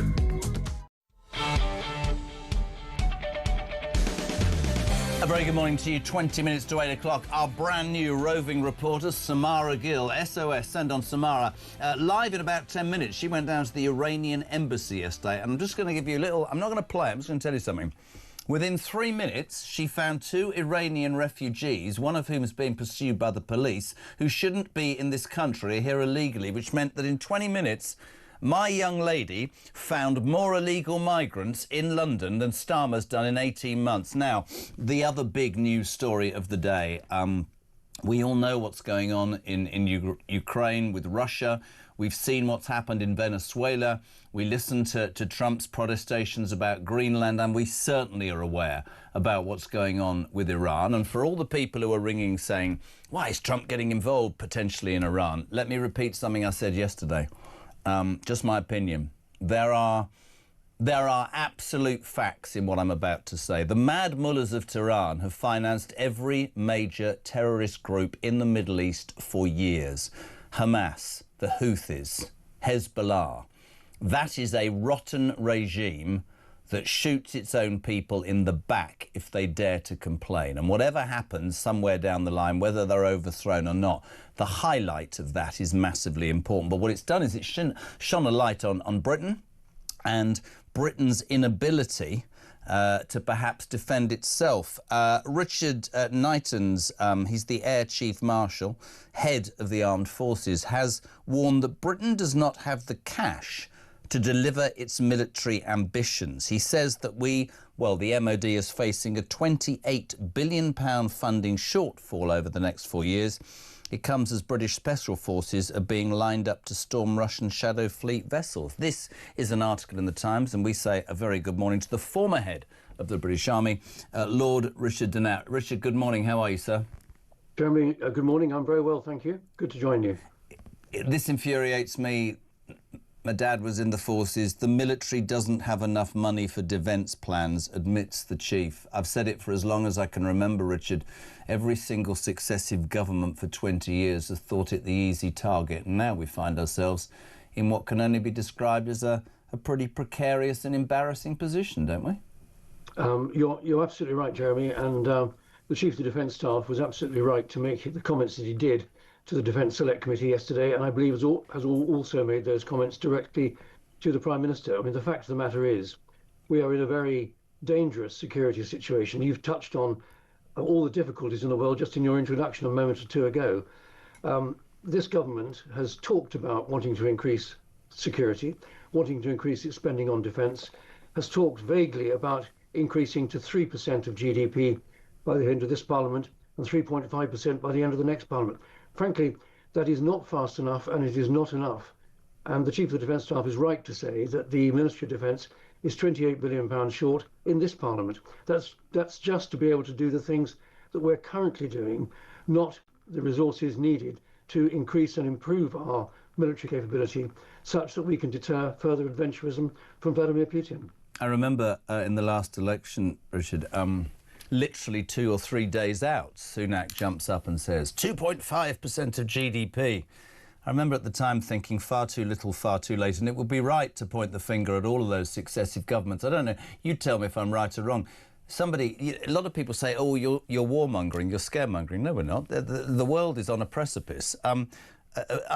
During the Second World War, this country, am I right in saying, paid 65% of its GDP just to maintain the position that we were in? I think the lack of investment in our armed forces. Somebody gave me a figure yesterday. More illegal migrants have come into this country in 18 months than we have in all 3 forces put together. I mean, how does that make the United Kingdom look on the international stage, Richard? It doesn't make us look good at all. We like to think that we are the leading military power in NATO in Europe, but frankly we're just the cash isn't there to make us credible. Many of our allies are shaking their heads in disbelief about the inadequacy of UK military capability, and it's not about warmongering, it's not about wanting to be able to fight and win a war. It's all about having sufficient military capability to deter someone like Vladimir Putin from doing what he would otherwise be minded to do. You make reference to the Second World War. Just think about these figures. In 1935, we spent just less than 3% of GDP on defence and failed to appease or deter Hitler. When the war broke out in 1939, that shot up to 19%.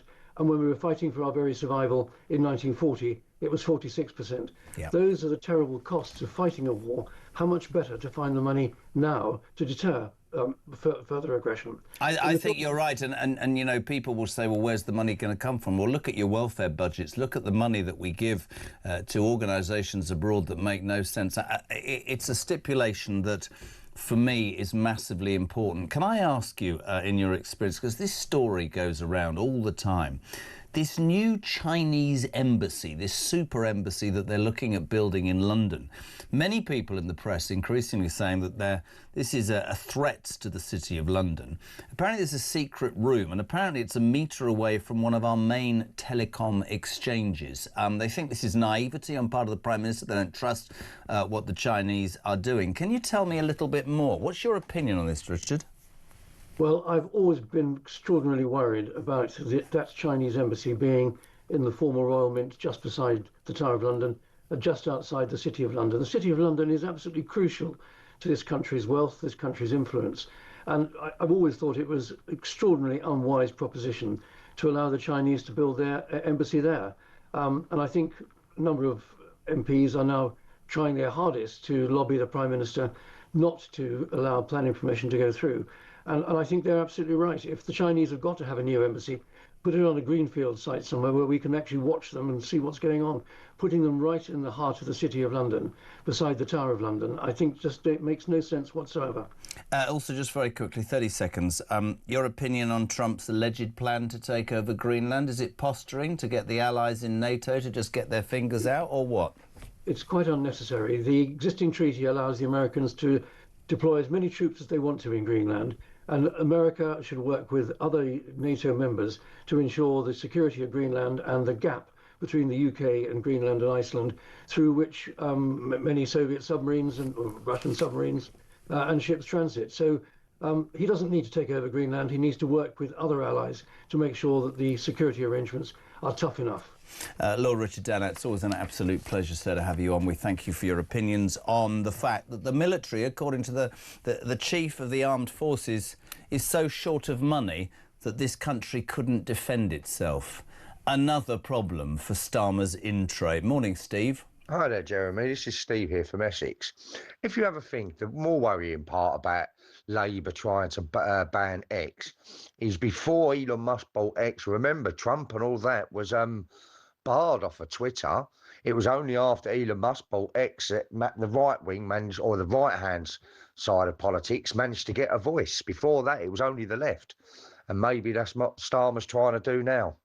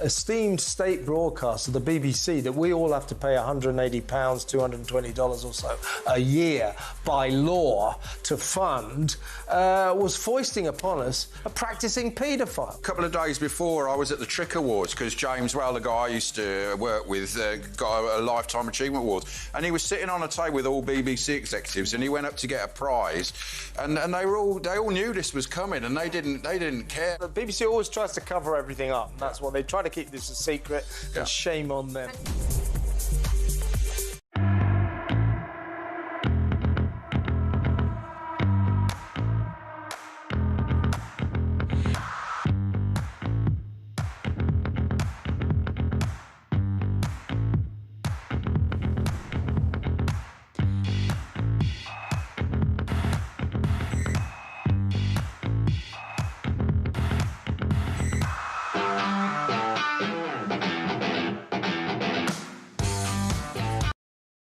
Across the UK, on DAB+, on YouTube, on your mobile, and on your side. This is Talk. Hey, very good morning. Welcome back. 10 to 8. We're live across the United Kingdom. This is Talk's the home of common sense and alarm clock Brits, and it's now the home of the Jeremy Kyle Breakfast Show's roving reporter, Samara Gill, in red today. Hello, hello. How are you? I'm great. I mean, gosh, yesterday was a real eye-opener, actually. Well, there's two parts to this, right? And after 9, it's extraordinary. She managed to find more migrants in her first trip out of this studio than Starmer's found in about 18 months. But firstly, yesterday, he went down to the Iranian embassy, where anybody with a brain cell is saying, look, this is a chance for Iran to free itself from this revolting campaign that shoots its own people in the back if they dare to disagree, right? Absolutely. I was down there, obviously. Farage was also down there with the new recruit, Nadeem Zahawi. So it was a really interesting atmosphere.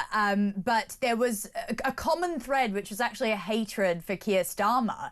That was what was most... Should have been there. That came through.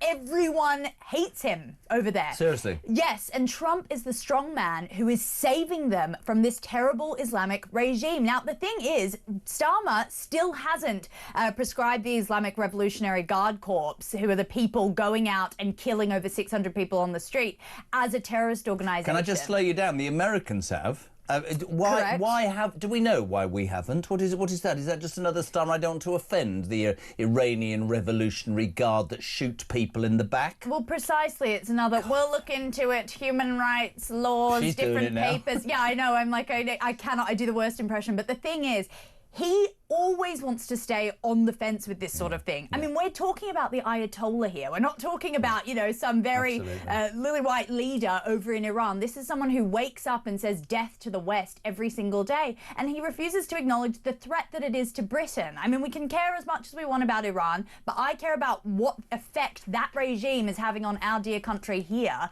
And it looks like the soft touch is leading to some really terrible things out on the streets, and things also getting by. I mean, we've got massive issues with the actual IRGC operating here in Britain. So that's that Islamic wing. I mean, we know that actually they were sending asylum seekers on boats from Iran in order to create issues. Just last year, we had a terrorist attack that was planned on the Israeli embassy.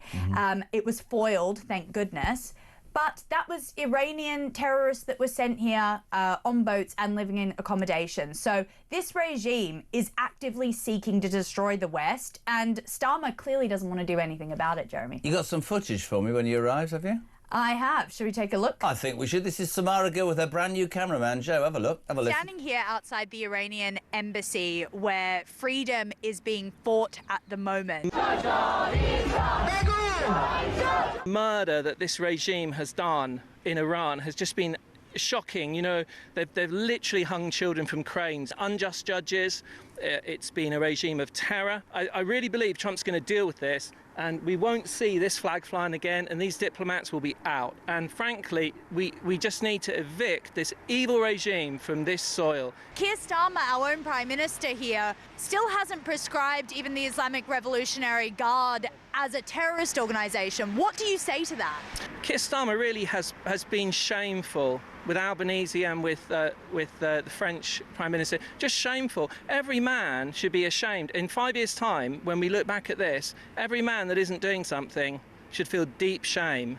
What we really need is a really accurate definition of radical Islam, and because our laws already stand, it's completely illegal to believe what these people believe. But we don't identify people, we wait for some terror incident. And what we should be doing is proactively identifying the radical Islamists before it happens. What we need in this country is a Home Office to man up and do its job, get these definitions out there and actually fix the problem. Terrible price being paid by many innocent people in every Iranian city right now. But you've got to believe that this is the moment. This could possibly be the last 12 hours of the current Iranian regime. I'm here with Ben. He's from Iran. Ben, what brings you here today, and how do you feel about this potentially being the last couple of hours of a tyrannical regime? I believe this is the last day. Definitely we're going to win tomorrow. And King Donald Trump has announced that he will support us and doesn't let them to kill us anymore. So which we're going to win definitely. Every organization, every system needs a leader. Why not we choose a leader? Why we don't choose someone like a King Donald Trump as a leader of the world? What would you say to Keir Starmer right now? I mean, he's refusing to acknowledge the Iranian Revolutionary Guard as a terrorist organization. Well, I would say just stop negotiating with this regime. It's a terrorist regime. He should really stop negotiating with the Iranian government, because they don't represent the actual people. Keir Starmer has been politically correct. We are done with that. 46 years politically correct is over. What Donald Trump is doing, getting rid of that and taking the action, that's what we need. See, nobody else is doing this at breakfast. That's brilliant, because we find out exactly what people on the street are thinking. This, you know, I said it yesterday, and I think it's really important. Whether you love Trump or not, the Iranian mullahs, the mad mullahs, have financed every single terrorist organisation in the Middle East for years. They are a vile and despicable organisation, and one sort of hopes that the power of the people wins this, but it's just a situation that we're keeping on. You were touched a lot by how strong the feeling was that this is the beginning of the end. I mean, I really hope so, because, as you say, I mean, Iran is at the root cause of a lot of the issues that we're dealing with here in Britain with Islamic extremism. And they have been importing, they've been training people and then sending them off into the West to destroy us. So I do hope that there is a new day on the horizon for Iran, and that only with Trump's support were they able to do this. So if Trump makes that move within the next 24 hours and decides to actually save the West from this evil cancer, then hopefully we will have some resolve. But still our own Prime Minister won't do anything. I mean, this just shows, though, I mean, this is a more sort of macro way of showing how we are not on the world stage at all. We are not involved. We are no longer relevant. No relevance at all anymore, which is frightening. Later on, this is even better, after 9 o'clock, do not go anywhere. Samara meets 2 Iranian migrants, one smuggled into Britain by lorry, the other arrived on a small boat. They're now living in an asylum hotel. They're out demonstrating, and you said to one, the police are after you, and he said yes, but no sign of the police then. Oh, well, I've got a story about that I'll tell you guys after 9 o'clock. Listen, do whatever you're doing, come back after 9. So much to talk about. Samara goes off to, probably off to have a nice breakfast. Have you got a breakfast club? We've got a breakfast club. Have you been given breakfast? We've got a breakfast club? I wasn't aware of this. Mark wants breakfast. No one's letting me in on the facts. Mate, we eat nothing. Look, I've got a banana and a dodgy biscuit for gluten weirdos like me. Showbiz. Pardon? Showbiz. It isn't really, is it, showbiz? In the next hour, Paul Harris will start. He's the editor of the Jewish Telegraph. That story that is doing the rounds this morning. A Jewish MP, a Labour MP, Damien Egan, Labour MP for Bristol North East, wanted to go to the Bristol Brunel Academy in September and talk. He was banned because the Palestine Solidarity Campaign, they said no. So Labour bowed down. Steve Reed, the Environment Secretary, told this story, and yet Labour does nothing to distance itself from increasingly the feeling amongst people, right? And it doesn't go away, that they are anti-Semitic. There's a great moment. We'll start with him. We've got loads lined up. 0344 499 1000 for those voice notes. You can also, of course, call us. No, you can't. You can text us 87222. We'll head to the news at 8 with diesel pumps. Oh, God. Carl, morning. Hi, Jeremy. Carl from Coventry here. Well, why do they do it? The diesel pump's going to disappear. Why do they even talk about 2027 or even 2030, the government? Why? They're not even going to be around. They'll probably only have about 3 MPs. Nothing's going to happen like that. As soon as Reform get in, we know what Nigel's going to do. Kick the lot out along with Millipede. Thank you. Have a good day.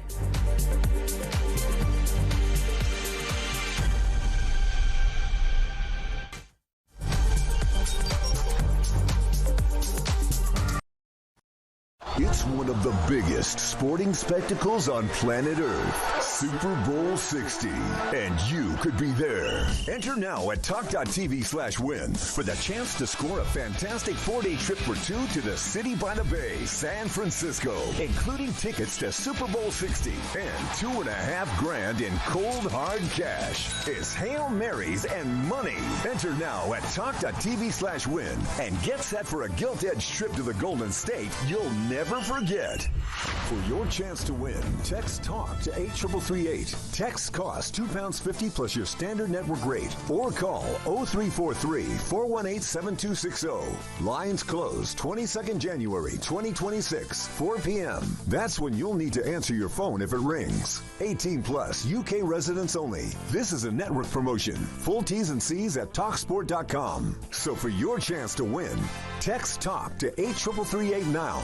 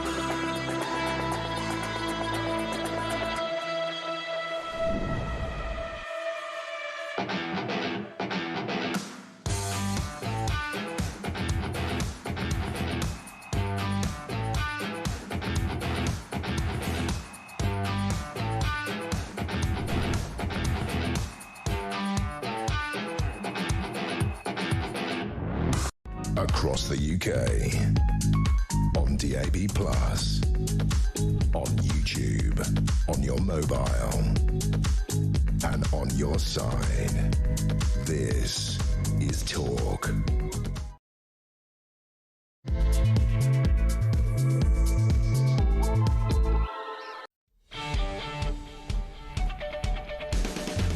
A very good morning. Just gone 8 o'clock. We're live across the United Kingdom. The JK Breakfast Show on Talk. It's the home of common sense. It's where alarm clock Brits come to have their say on the day's news. As ever, 87222 on the text. Start your message of the word Talk. You can also call us to the voice note, as ever, 0344 499 1000. You are waking up to some extraordinary news. Left, right, there's everywhere. Nadeem Zahawi, the highest Tory defection yet yesterday to Reform. Ex-Chancellor, the vaccine rollout man. Opinion split. It seems people are saying, come on, get more experience. So Reform get more experience, and they're told, we don't want these Tory people. So your thoughts on that really important. Actually, let's go to Paula straight away. Morning, Paula. Morning, Jeremy. It's Paula in Liverpool. Listening to that guy before from Liverpool just makes you understand why Liverpool has remained in the grip of Labour for what seems like forever. They can't see further than the end of the nose on their faces, some people. They will not entertain Tories. So Reform have got no chance if they bring any more Tories in Liverpool. It's ridiculous. It's just a bigoted, ingrained view. They don't understand that Reform was born out of Conservative views. Thanks, Jeremy. Paula in Liverpool. Thank you, Paula. Keep those calls coming. You're also waking up to the news that the government... I mean, you couldn't make up the story. Yesterday, Keir Starmer's government announced that they're prepared to ban the social media platform X after it accused the platform of being used to create child sexual abuse and misogynistic deepfakes. Regulator Ofcom involved. Just want to make my point here and now. Nobody, certainly not a man with 6 kids and anybody with a brain cell, thinks that that sort of stuff should be allowed. And in fact, it should be policed and big tech should be held to account. The problem is, yesterday afternoon, Starmer says we're going to potentially ban X. What about the other platforms? What about the other platforms? Because if you just go with X, a platform which is synonymous with criticism of you and your government, Keir Starmer, you are going to be told by the British people you're against free speech. No mention of the other platforms. And what does he do this morning? I nearly called him an idiot, right? This morning, having decided to ban X, the big announcement is that the Labour Party have unveiled its latest brainwave to stop the small boats, ladies and gentlemen. They're going to open a TikTok account which will provide information and dissuade migrants from risking the journey across the channel. So what part of social media do you want or not want? It's a ridiculous example, yet again, of this government. Morning, Neil and Oldham. Your caller Dan is an idiot. Anyone who would contemplate voting for the Green Party is nuts. Brilliant. 0344 419 1000. We're going to start on another story this hour, which is a story that Matthew Torbett first threw in our direction yesterday. At the weekend, Steve Reed, the Environment Secretary, who was a regular on my show in the old days, but since coming into government doesn't return the calls. And I'm just being straight, Steve, nothing against you. He told of how he was speaking to the Jewish Labour movement, how a Labour MP, Damien Egan, Labour MP for Bristol North East, had planned to visit the Bristol Brunei Academy in September as the local MP, but the Palestine Solidarity Campaign intervened and said that they would threaten teachers, they'd wear scarves, they'd shout and scream, and it would be better if this Jewish Labour MP didn't visit a school in his own constituency, which, of course, yet again, OK, says... Oh, we've got a clip, have we, of Steve Reed? We'll do that in a sec. Yet again begs the question. Is Labour anti-Semitic? Because Steve Reed, in highlighting this story, I would have thought that politically it would have made great sense in going, right, I'm going to go after these people and I'm going to prove that I care as much about Jewish people as I do about the Muslim community. This is Steve Reed at the Jewish Labour movement at the weekend. Here we go.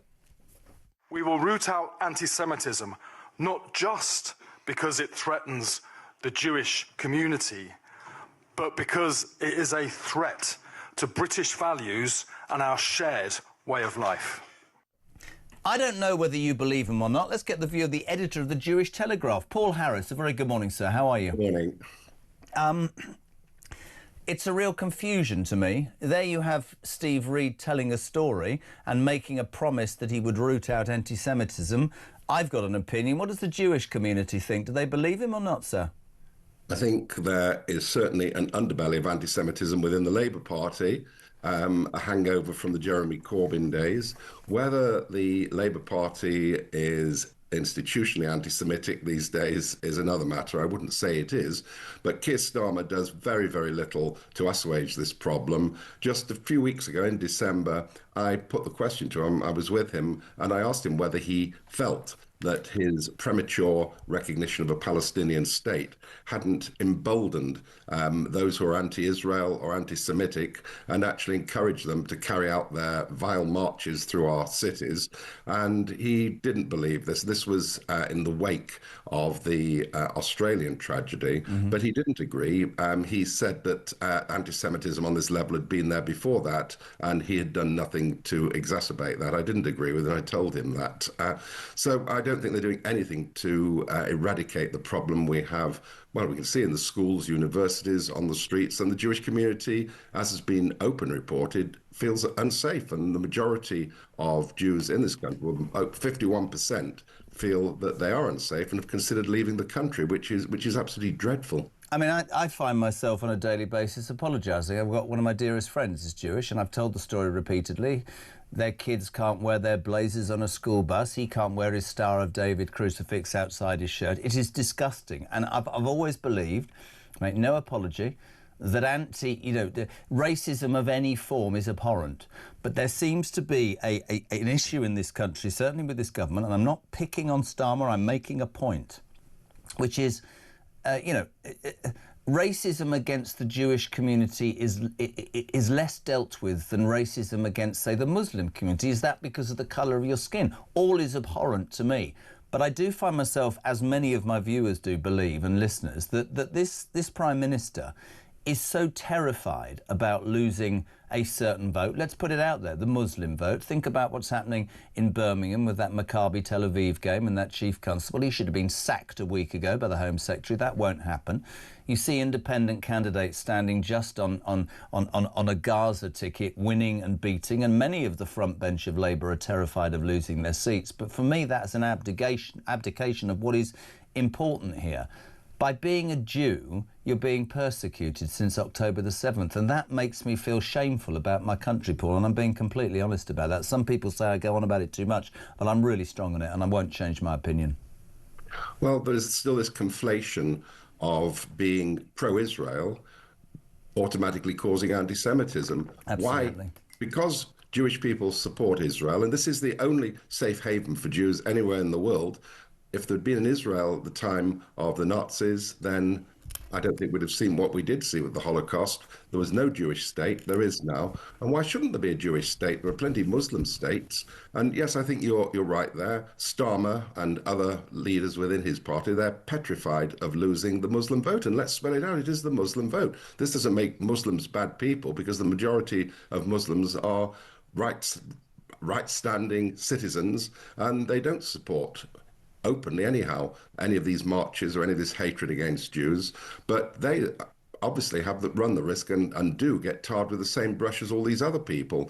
But Starmer is absolutely petrified of losing this vote, as are others within his party, and I think this is the crux of the problem. I mean, I think the crux of his problem is manifold, but you calmly consider his wife's Jewish.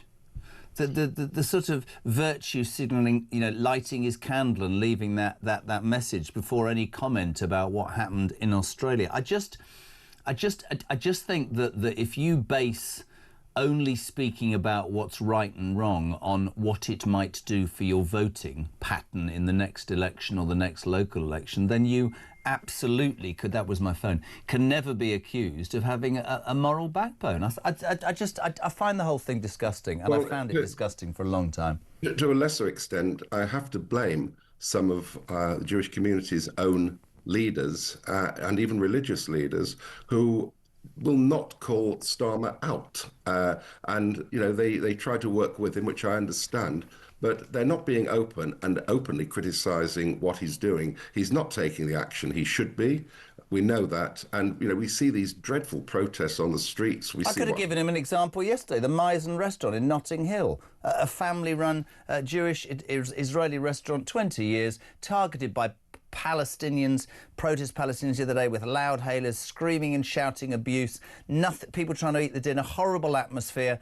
Police just stand there, do absolutely nothing. If I was the Prime Minister of this country, those police would have been literally sanctioned right now, and that would have been disbanded. But we're living in a world and this isn't outrageous, where that is allowed, and people are being shouted and screamed at, and Jews are being accused of all sorts of things. And yet if I raise the British flag, I'll get arrested. It's madness, man.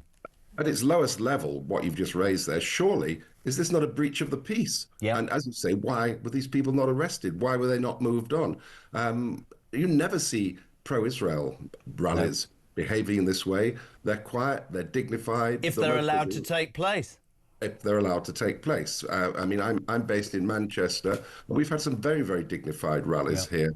Again, we've had to put up with chants from passers-by which are anti-Semitic, not anti-Israel, anti-Semitic. This is where the line is crossed. By all means, protest against Israel. People in the Jewish community don't always agree with everything that Israel does. But we don't have to see these vile scenes and the banning of an MP speaking to a school about a subject which has nothing to do with Israel whatsoever. I mean, where is democracy? Where is free speech now? I mean, it's disgraceful this has been allowed to happen. Couldn't agree more. Listen, it's always a pleasure. My friend will continue the fight here. That's an absolute promise. Paul Harris, editor, The Jewish Telegraph. Isabel Oakeshott on the way. It's that time, Christian. It's 8:15. I haven't forgotten the bins at home this morning, but I have to say hello to Oliver and Iris, who are in the car, because if I don't, I'll get pasted. Ollie, have a good day at school, my darling. And you, Rissy Roo, and I will see you very soon. 8:15. Morning to Hannah. Hello, Hannah. Morning, Jeremy. I love your show. I loved the quote, reform to hypnotits. That's really made me chuckle on the school run.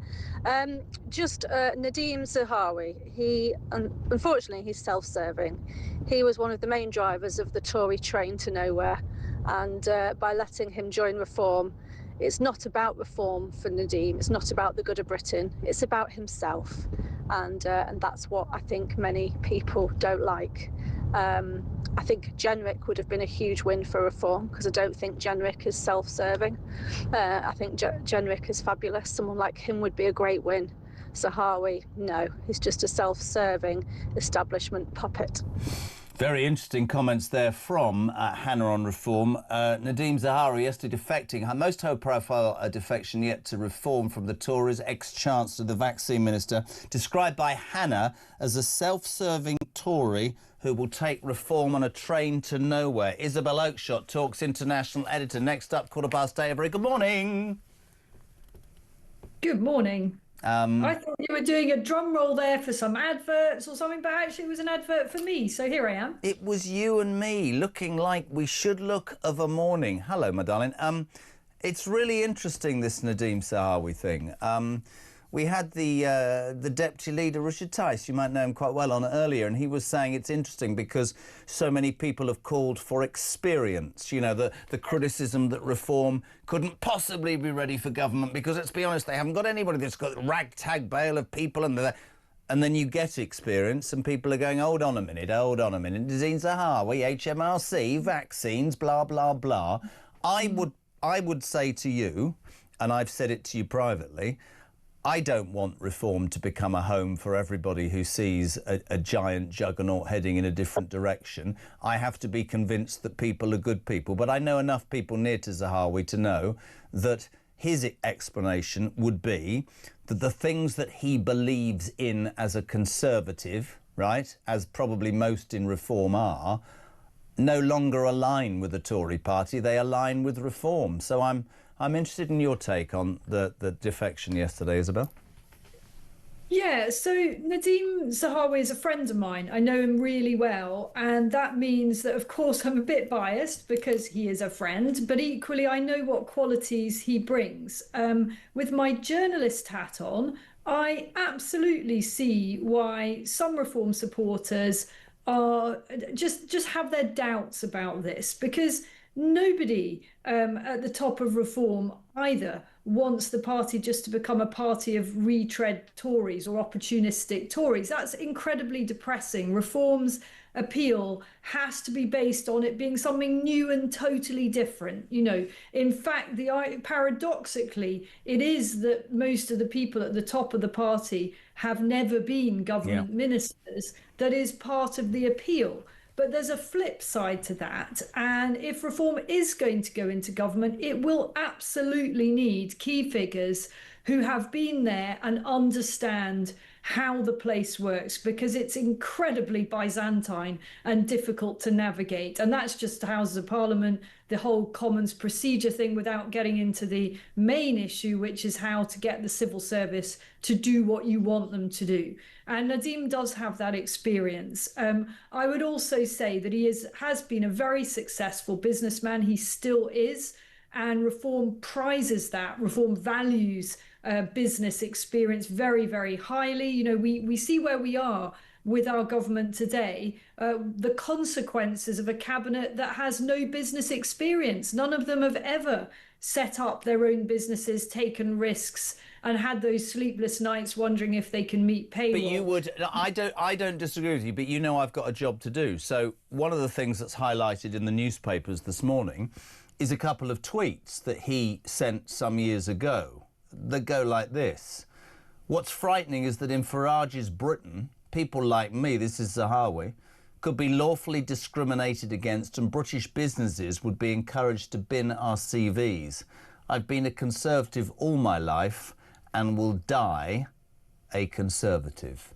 And so I guess, as you understand, you said it, mate, there will be people going, hold on a minute, why? And it's a dichotomy. It's an interesting moment, isn't it, really? But, you know, the thing I always want to say to people is no political party is perfect. And I think it's more difficult for Reform right now because everything they do, the lens is absolutely in their face, as it should be if it wants to be taken seriously as an alternative government.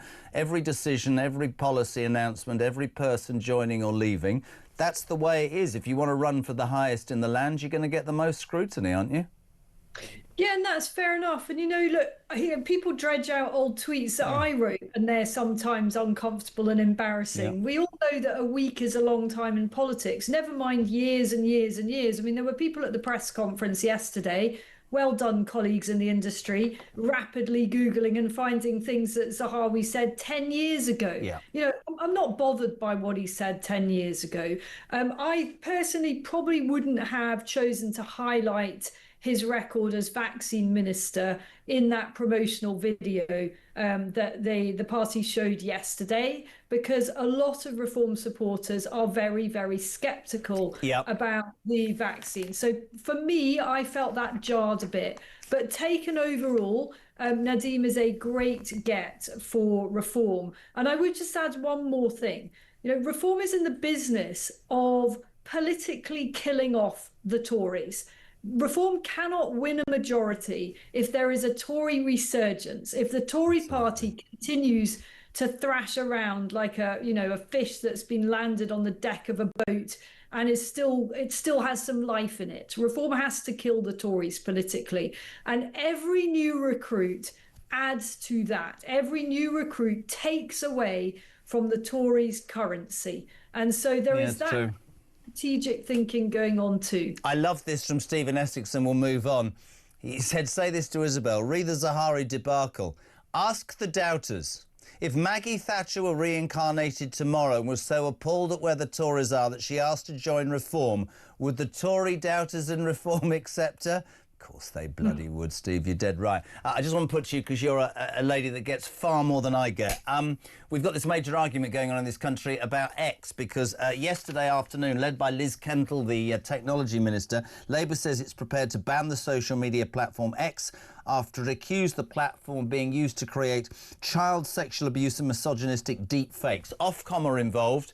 Nobody, you're a mother, I'm a father, nobody wants anything to do with anything that is to do with children. I mean, you know, Hugh Edwards should be in prison. I've made my position known. But the problem with this announcement is twofold, Isabel.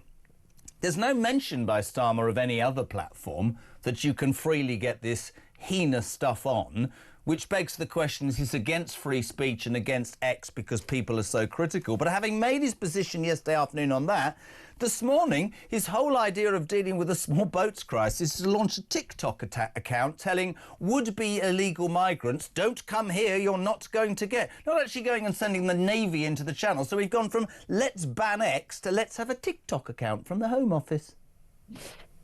I mean, most of the migrants in those camps in Calais and Dunkirk waiting to cross, you know, they don't speak any English, like any English at all. And they have no concept of what they're coming to. So sure, if the TikTok's in Arabic and it's in multiple languages, well, maybe they'll see it. But frankly, he's attaching far too much rational thinking to those people in those camps than is actually the reality. I wish he would just spend some time, actually go and tour those camps. Maybe he can get the French police to give him a little guided tour, and he can actually try talking to some of the people that are want to make their way over to Britain. And let's see how far the conversation goes, because it isn't going to get anywhere past, hello, I'm Keir Starmer, and they won't be able to reply. Not that most of us would want to speak to. For those of you who doubt that this woman knows more about this than the Prime Minister, there's an amazing thing still online. The undercover migrant, Isabel, and a man who doesn't have to be named, worked for months and delivered the most astonishing piece of work, which is still online, isn't it, Isabel? Yeah, so on YouTube, that has now had 750,000 views. Let's get it up to 1 million because it will change the way that you think about what is happening with this small boats crisis. Did you say we've got the TikTok video? What from Starmer? Are you ready, Isabel? This will make you Tuesday morning. This, ladies and gentlemen, is what our own Prime Minister thinks will deter small boat illegal migrants. Have a listen, have a watch. You can move back. I'm arresting you for facilitating the legal entry of migrants to the UK. Find anything in there. That's it, a half-naked man. Sorry, that's it. That's it. I mean, the word facilitating will be beyond their language skills anyway. I mean, this is just absolutely embarrassing. Really. It is embarrassing, and I'll tell you, just to finish, because you're busy and we're all busy, but you'll love this. I don't know if you've heard, but Samara Gills joined The Breakfast Show as our roving reporter. I'm calling it SOS, Send Our Samara. So she pitched off down to, this is coming after 9, Isabel. She went down to the Iranian embassy yesterday to deal with, you know, Nigel went down there, people who were saying, let's free Iran correctly. Do you know who the first 2 people she met were? Who? Watch this video, Isabel Oakeshott. This is the first 2 people Samara met outside the Iranian embassy yesterday. Did you come here on a boat? Yeah. You came here on a boat? Yeah, from France. From France, yes, Yeah. from Calais? Yeah. He's looking for him. Okay. All right. Police are looking for you? Yeah. Can I add something on my... Wait, so the police, why are the police looking for you? And how did you come to Britain? Actually, by lorry. Right, by lorry. Yeah. So Isabel Oakeshott, in 23.5 minutes, Samara Gill yesterday, look at Isabel's got her hands in her face, she found more illegal migrants than Keir Starmer's found in 18 bloody months. Fact. I mean, look, this isn't difficult, is it? No. You know, whilst I'm heartened on one level by the number of Iranian nationals have been congregating outside the Iranian embassy for a cause that I truly, truly support. And me. Really hope with all my might that regime falls. There is another side of me that is deeply concerned that there are that many Iranian nationals in the UK. Iran is a hostile state. It will send people over to the UK to do their worst. We know this. This isn't me saber rattling. There have been cases of terrorism or attempted terrorism by Iranians. And there you have it from SOS, Send Our Samara. She's uncovered already a couple of illegals there. Who's prepared to go on camera and put on his phone on camera, this is the police chasing me. I mean, it's utterly, utterly unbloody believable. And by the way, hang around, because that's after 9 o'clock. Isabel, thank you so much. We love having you on. How's good? Everything good? Everything good with you? Everything good. I'm sitting here looking over the Gulf of Arabia, wondering what is going to happen just on the other side of that water in Iran. It is truly concerning that as yet Trump has not intervened, although I think there's a breaking story now about new sanctions on countries that deal with Iran. Yeah, I think it's great. Listen, and I've said this, and you'll back me up, for all the people who say, oh, the thing about Trump is that this is more than important. If you disagree with this regime, you get shot in the back. Thousands of people whose lives have been just ended by this regime, who have starved, just ruined Iran, and please God the world can do right. Isabel, thank you so much for your involvement this morning on The Breakfast Show. 8:27 still to come this hour. We'll talk to Ross Clark, great column in The Sun this morning. Gareth Wynne-Jones about the farming community's anger, and we'll do sport as we head towards the head of reform. He is, isn't he, really? The chairman himself, Dr. David Bull, ex-talk presenter, here from 9 o'clock, and more from Samara as well before Julia at 10. Back in 3.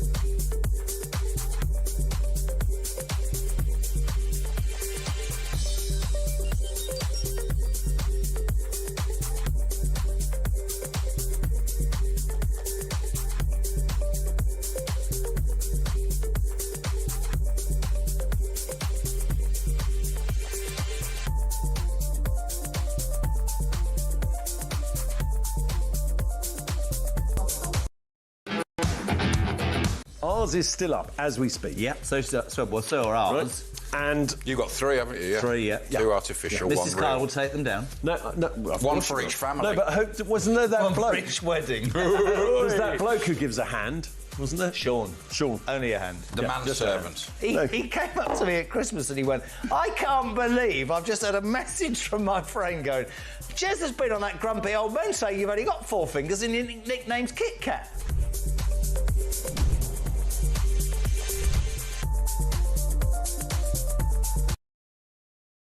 Across the UK, on DAB+, on YouTube, on your mobile, and on your side. This is Talk. A very good morning to you. 8:30, you're waking up to several news stories. Nadeem Zahawi, the highest defector yet from the Tories to reform, has caused real consternation amongst many of you. Lee, good morning. Morning, Jezza. Lee from God's Country. It's baffling how people have turned politics into individuals. The guy you just had on who will now vote for the hypnotist because he doesn't like Zahawi. You vote for what you believe in, not who's delivering the message, because if Farage does get in, and I will be voting reform, he could be gone in 6 months, a year. I want to know what that party does, regardless who sat on the front bench. Great show, mate. Keep it up. God's Country, Northumberland, of course. Morning to Kenny in Perthshire this morning. Jez Starmer has gone to TikTok, a Chinese-controlled app. The man is a danger to Great Britain. Chris says, I can't believe, Dan, one of your callers, Jez, he's going to vote Labour or the Greens if they don't get who he wants. I thought this country was democratic and anyone can join any party. His group do not make any sense. During the referendum, says Jackie, I spent 2 hours on a Vote Leave stall. I had to complain to the Vote Leave head office and spent the whole time defending the Tory party. I would suggest that those who oppose the proper Conservatives joining the Reform Party are hard left members of the old UKIP. Keep going on our behalf. Much confusion. The truth of the matter is, it is possible, is it not, to change your mind. Sandra Berry, thousands of voters have defected from Conservative for Reform for good reason. So why are the politicians not able to do the same? Good morning to Scott in Coventry. Hi, Jez. My son is almost 14. He's never been on social media. The sites are all blocked on his phone. I have security on his phone. Whenever he tries to download another browser or a VPN, it tells me. I then block it from my phone. I can see every site he visits from my phone. It is possible to stop your children with the right abilities. Morning, Jez. Can't get my head around why this mental government are talking about banning X, but can't seem to investigate rape gangs abusing young children on a daily basis in this country. And finally, for now, Joanna in Salisbury. Morning, Jez. Starmer banning X, do me a favour. Just loud noise from a man who, yeah, we know that. 0344 499 1000. Text to 87222. So very good morning to the Sun's columnist on page 10 this morning, Ross Clark. Morning, Ross. How are you? Good morning, Jeremy. Fine, thanks. Great to have you on. Great piece. A Farage clause. Now, your headline today is Starmer's EU-loving plans for Nige jail could cost the UK billions. To put this in just a little bit of perspective, as we know, Starmer is cozying up to his EU mates. That has long been his ambition. And it seems from what you're saying that EU leaders have worked out that Nigel Farage is highly likely to be the Prime Minister by 2029, with yesterday's defection another example. You say the EU are desperate to clip Farage's wings while they can by trying to trap Britain in the EU's cage forever after. What do you mean by that? Yeah, well, this is a clause which appears in the veterinary standards agreement between Britain and the EU. It's as part of Starmer's reset in relations between the UK and the EU. And what it says is that if a future UK government withdraws from the agreement, then it will be due to pay the EU masses of compensation. It was clearly designed to trap Britain in this arrangement so forever after, and we wouldn't be able to get out of it. I mean, you remember all the demands for billions which followed the Brexit negotiations last time round. But, with this new agreement, it would be clear there in black and white that UK government would be due to pay all this compensation. And what the EU is demanding in this agreement... Demanding. We left them. I know. Why are they bloody demanding anything? I know, because we have a rather soft government, don't we? Yeah. But what they're demanding is something called dynamic alignment with EU regulations. And what this means is not only would Britain be forced to adopt current EU regulations in food standards and other stuff, but that we would be forced to adopt any other regulations which the EU chooses to make in future, even though we will have had no say in those rules. Which is exactly the reason why 52% of this country, however long ago it was now, seems like a lifetime, decided to leave. And all those people, you know, Ross, who jump up and down and say, you know, this is the reason we've got unfiltered migration, it didn't work, blah, blah, blah. I come back to the same thing. That was the will of the British people. This is Brexit betrayal. Cam's absolutely right. It's written on the screen there. He's absolutely right. It is Brexit betrayal, isn't it? It is Brexit betrayal, but importantly, it put us in a worse position. Yeah. We were, when we were in the EU, you know, being forced to adopt these EU regulations. I mean, for example, there would be nothing to stop the EU, to make a sort of poignant example, to redefine a lamb as a woolly animal that's bred in EU pastures, so that, you know, UK producers would never be able to sell any lamb in the EU. And, you know, that might sound ridiculous, but the EU tried exactly the same with chocolate soon after we joined the common market in the first place. They basically said, well, chocolate cannot contain vegetable fats. You can't call it chocolate if you use vegetable Sorry, who are the European community to tell me what not to call chocolate? I don't get it. This went on for years and years. Eventually it was sort of resolved in Britain's favour. But see, that's when we were members of the EU. In future, EU will be able to target UK exporters with bizarre, silly regulations which are designed specifically to exclude British products and services. Tell that to the people who idealistically believe that leaving the European Union was such a dreadful thing. I always believed, and I might be wrong, it was just my opinion here, Ross, that, you know, one of the reasons for leaving the EU was so that our businesses could actually work out, sit down and become competitive and make great things under no controls and sell them to the world and make success and break free of all those dreadful things that were put upon them. But we've got a Prime Minister who seems to want to cosy back up, and you make a really salient point in the article as well. We're going to be worse off if this happens. And this sort of tying Farage's hands, if he indeed wins the next election, would he not be able to get past that? Is there not like a law that could throw that out and say that was irrelevant at the time? Well, what Farage has said is he will have no...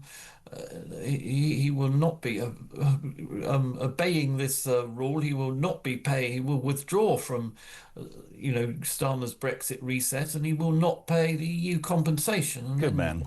Struggle which will go through the courts for years and years, no doubt. Can I ask you very quickly? We're busy. It's a great article. Very quickly, 30 seconds. What do you, Ross, Sun columnist, make of the Nadine Zahawi defection yesterday from the Tories to Reform? Well, obviously he's a big Tory beast, and it's the way things are going, isn't it? But I just wonder whether Reform UK is actually best served by so many Tory defections, because voters are going to say, well, is this not just becoming the last Tory government in disguise? And they might actually harm Reform UK if they get too many of these people. Sort of agree with that. Ross Clark, brilliant. Always great to have you on a Tuesday. Starmer's EU-loving plans for Nige jail could cost the UK billions. Check that out, page 10. I've had the cursory morning text from Mrs. Kyle. Ready for this, Christian? I got told her for the bins. She says, honestly, it makes me laugh every bleeding time I drive past Oliver's class. When I look through as I drive away, he's holding court and telling all of his friends exactly what to do. And she's put down here, I've absolutely no idea where he gets that from. It's only 6, heading to his own breakfast show. New caller in Northamptonshire. Glenn, you're on Talk Breakfast. Good morning, sir. How are you? Good morning, Jezza. I'm fine on the school run with the young'uns. Oh, good boy. Well done. What can we do for you? Just wanted to raise the point. It's funny how Keir Starmer and Labour Party can jump on X so quickly to shut it down. But when there's actual physical harm, I mean, I don't agree with any of what's being done on X or able to None be of us done. do. None of us do. But the problem I have is Starmer's jumping really quickly on that. But what about the grooming gangs? I moved from London over 10 years ago now because it was becoming a cesspool. And that was before any of this Islamic uprising that we've been having. And yet they seem totally incapable of putting a stop to that. But they want to jump on X because... I'll tell you exactly why, because the left wing love to curb free speech, and the fact of the matter is, whether people like this or not, and many don't like this, Keir Starmer and the Labour Party are terrified of losing the Muslim vote. There were 5 constituencies in the last election where independents who stood only on a Gaza ticket, not mentioning the local communities and what might happen to the hospital or the schools, won seats. And several high-profile Labour cabinet ministers, Wes Streeting's only got a 646 majority. They know, that's the way Ange went to Hove and screwed her career briefly, because they know that if they dare to do anything that upsets that part of the community, they'll lose their seats.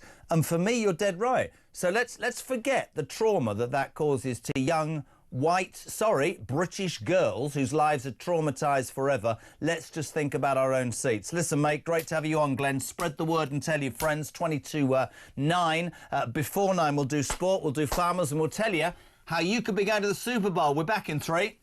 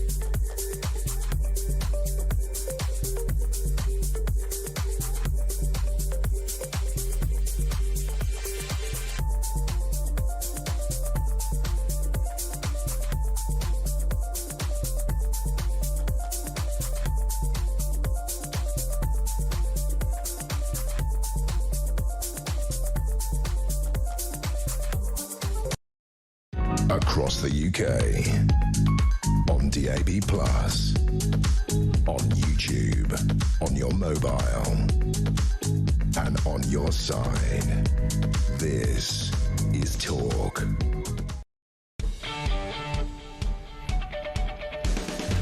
Before we get back to it and talk about the farmers' blockade, time now to let you know how you could be winning. This is incredible, by the way. A holiday of a lifetime to San Francisco. If you haven't been, I have.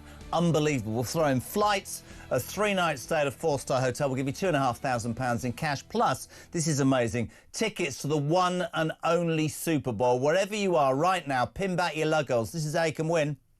For your chance to win, text TALK to 83338. Texts cost £2.50 plus your standard network rate. Or call 0343-418-7260. Lines close 22nd January 2026, 4 p.m. That's when you'll need to answer your phone if it rings. 18 plus, UK residents only. This is a network promotion. Full T's and C's at TalkSport.com. So for your chance to win, text TALK to 83338 now. Good luck with that, by the way. 83338. I mean, £2,500, a trip to San Francisco, the hotel and the Super Bowl. What more do you want? Morning, Sarah. Morning, Jezza. Great show.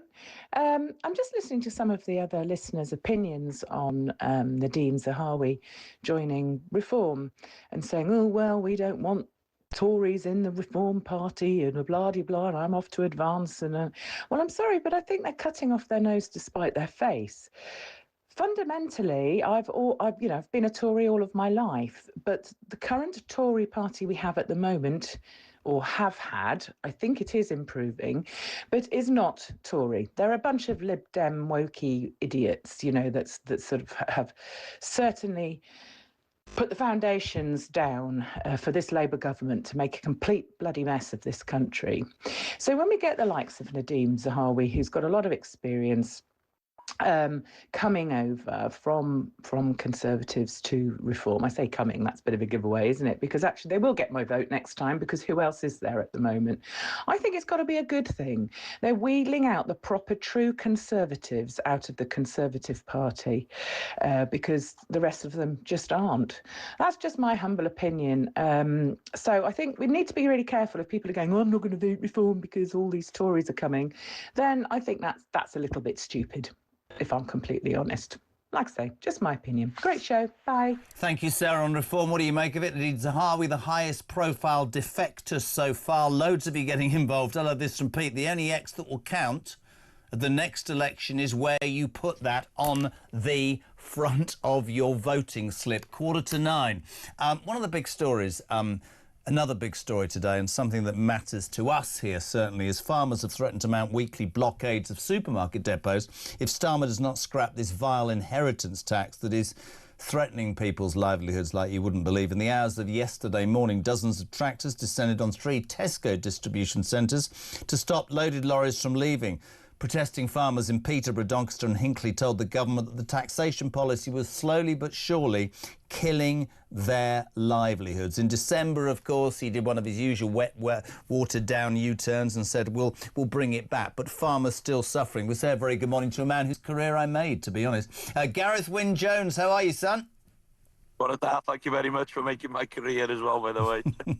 The watered-down inheritance tax U-turn by Starmer does not end the problem for the poor farming community, does it, Gareth?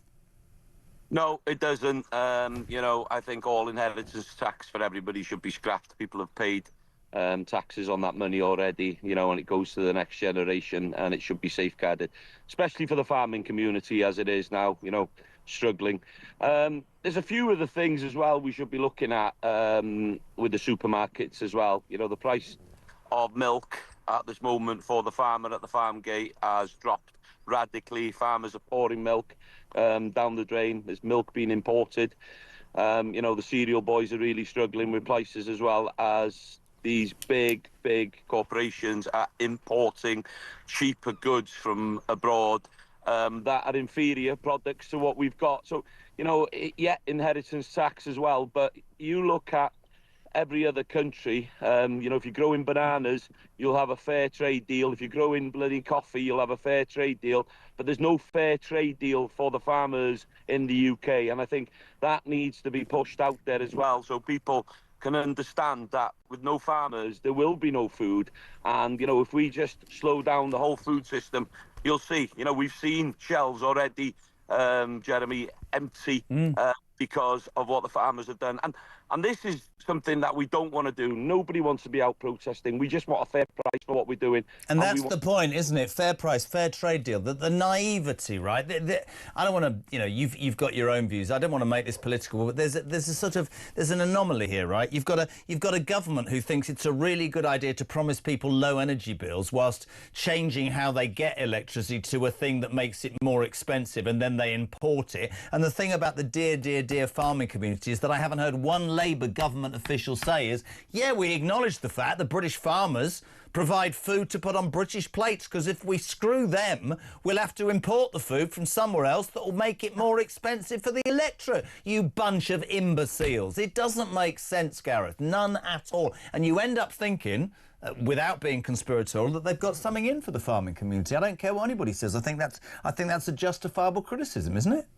Yeah, 100%. And there is a global agenda. If you look at what's happening in France, you look at what's happening in Germany, you look at what happened in New Zealand, all these countries, you know, are being oppressed by their governments. And you say you're not making it political. Well, I am making it political, because this government has brought a war on the countryside, on the people that are feeding them. And, you know, there's a saying, don't bite the hand that feeds you, because that is going to bite them right in the backside. And it's coming faster, quicker than they can ever believe, because, you know, food inflation is going through the roof. Food shortages is on the way. And if they don't back British agriculture and back British...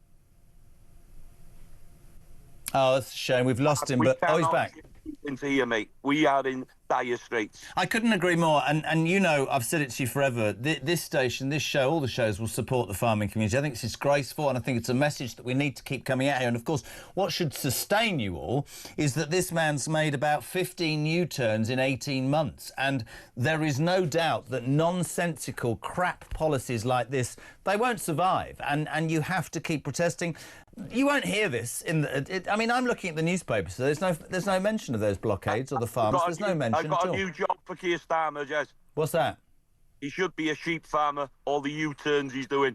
Very good. Well done. Yeah, keep the day job. That's going well. Gareth Wynne-Jones, my trendy and friendly farmer. Thank you very much, Steve. Making the serious point. We need to look after the farming community. They provide the food on your table. If we screw them over, as this government are telling us to do so, or they want to do, food will go through the roof. What is it? It's 10 to 9 already.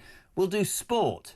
Then we've got the chairman of Reform, Dr. David Bull, answering your questions live in the studio. You can text a question to David now, 87222. You can send a question via voice note, 0344 499 1000. And ahead of 10 o'clock, part 2 of when Samara Gill went down to the Iranian embassy and achieved something yesterday, which you'll see. This will go everywhere, by the way, today when we release this.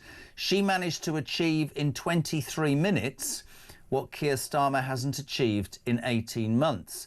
The first 2 people she spoke to were illegal migrants. Back in 3.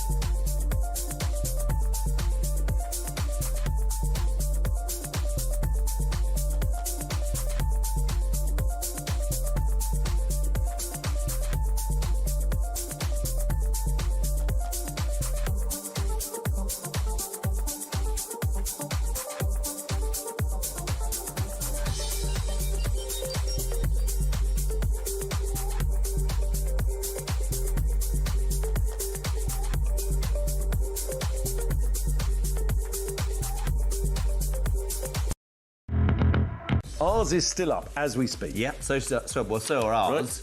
Right. And you've got 3, haven't you? Yeah? 3, yeah. 2 artificial, 1 Mrs. Kyle will take them down. No, 1 for each family. No, but wasn't there that One bloke? for each wedding. There's that bloke who gives a hand, wasn't there? Sean. Only a hand. The manservant. He came up to me at Christmas and he went, I can't believe I've just had a message from my friend going, Jez has been on that grumpy old man saying you've only got 4 fingers and your nickname's Kit Kat.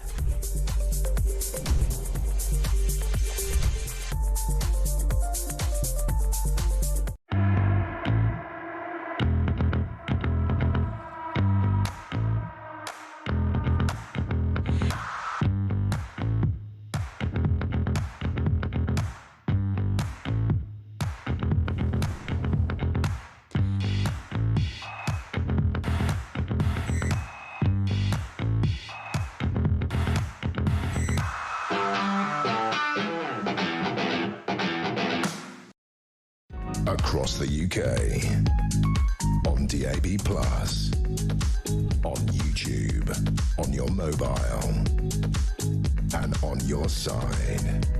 This is Talk. A very good morning to you. 6 minutes to 9. So Samara Gill, David Bull still to come, and your calls and your texts. We're going to say, though, very good morning to the main football, the main man at the Sun, Martin Blackburn. Welcome to Talk Breakfast. How are you?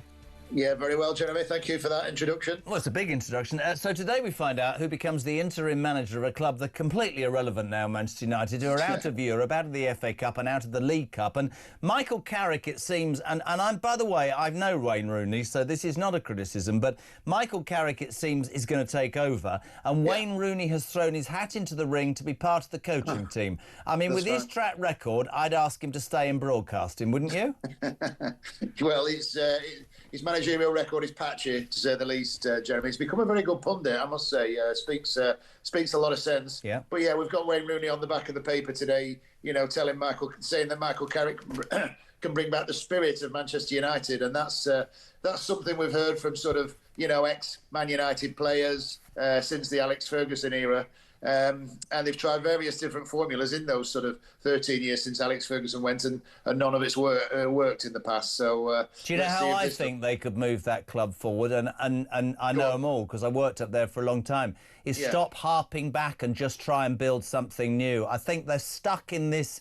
It's a bit like the idiots who support my club, West Ham. Let's get rid of Moyes because we want expansive football. Now we're going to be relegated because the ownership don't understand what a great job David Moyes did. You sometimes just have to move on, man, right?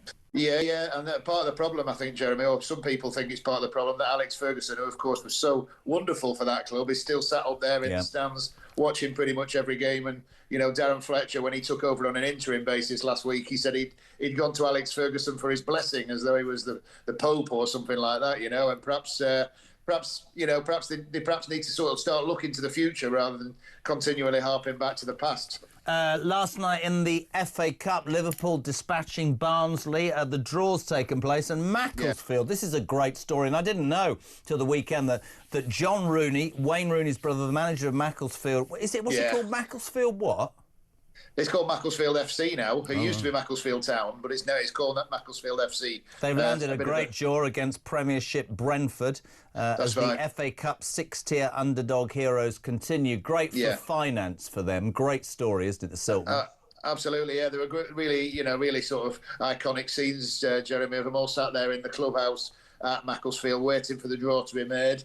I think, Man United are obviously out, but I think they were perhaps hoping for a Liverpool or Man City, which is just down the road. But they got Brentford, and Brentford, of course, are having a wonderful season. So I'm absolutely certain that tie is going to be on the TV, and Brentford have got the chance to do it all again. I think it sort of reminded everyone what a wonderful competition the FA Cup is on, with those scenes there on Saturday. And also, you talk about Brentford, what a job Keith Andrews is doing from the TV studio to a team fifth in the Premier League into the fourth round of the FA Cup. And you look at what's happening to Thomas Frank, who he succeeded at Brentford, and you think, bloody hell, should Frank have stayed put?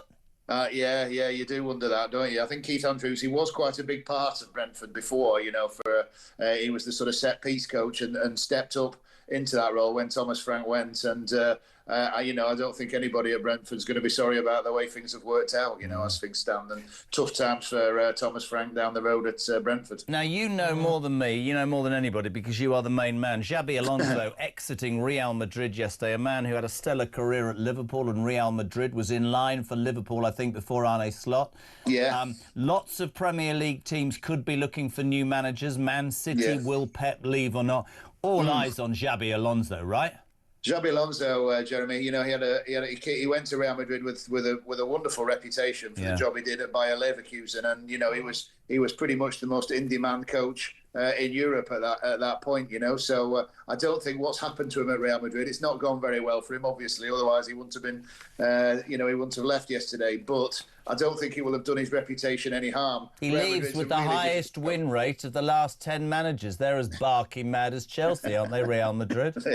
They are, yeah. But as I say, his reputation won't be damaged. And you're quite right. There'll be a good number of clubs who are keeping an eye on that. I suspect he'll have a little bit of time out and just weigh things up. But don't be surprised to see him over here. He had a great career with Liverpool. City, he's certainly got admirers at Man City. We don't quite know what's going to happen with Pep. You're a good man, Mark. Don't think me rude. I've got to move. Martin Blackburn, it's all in the sun today. Thank you much indeed. The news at 9 is on the way. Coming 8:73. Thank you for your message of the word talk. Morning, Dave. Morning, Jeremy. It's Dave from Manchester. Loving the show this morning. Just wanted to highlight something that happened to me yesterday regarding X and Elon Musk. So I saw the image that Elon Musk posted of Keir Starmer in the bikini, thought it was rather amusing. So I thought I'd try out my own platform. I'm on Android and it uses Gemini, which is all owned by Google. So I asked it, can you create an image of Keir Starmer in a bikini? It flat out refused. I thought, great, at least that's doing its job. However, let's just test it to see if there's any political bias. I asked it to then create an image of Elon Musk in a bikini. Lo and behold, I've now got a picture of Elon Musk in a bikini on my phone, but the AI on my phone refused to do Keir Starmer. So is there a political leaning behind the AI and behind the reasons why one party wants one banned? I'll leave that up to you. Loving the show. Fight the good fight.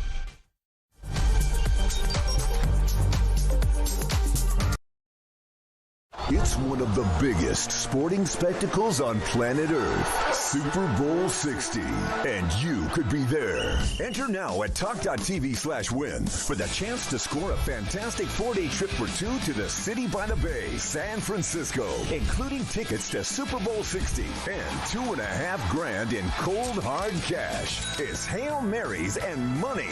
Enter now at talk.tv/win and get set for a gilt-edged trip to the Golden State you'll never forget.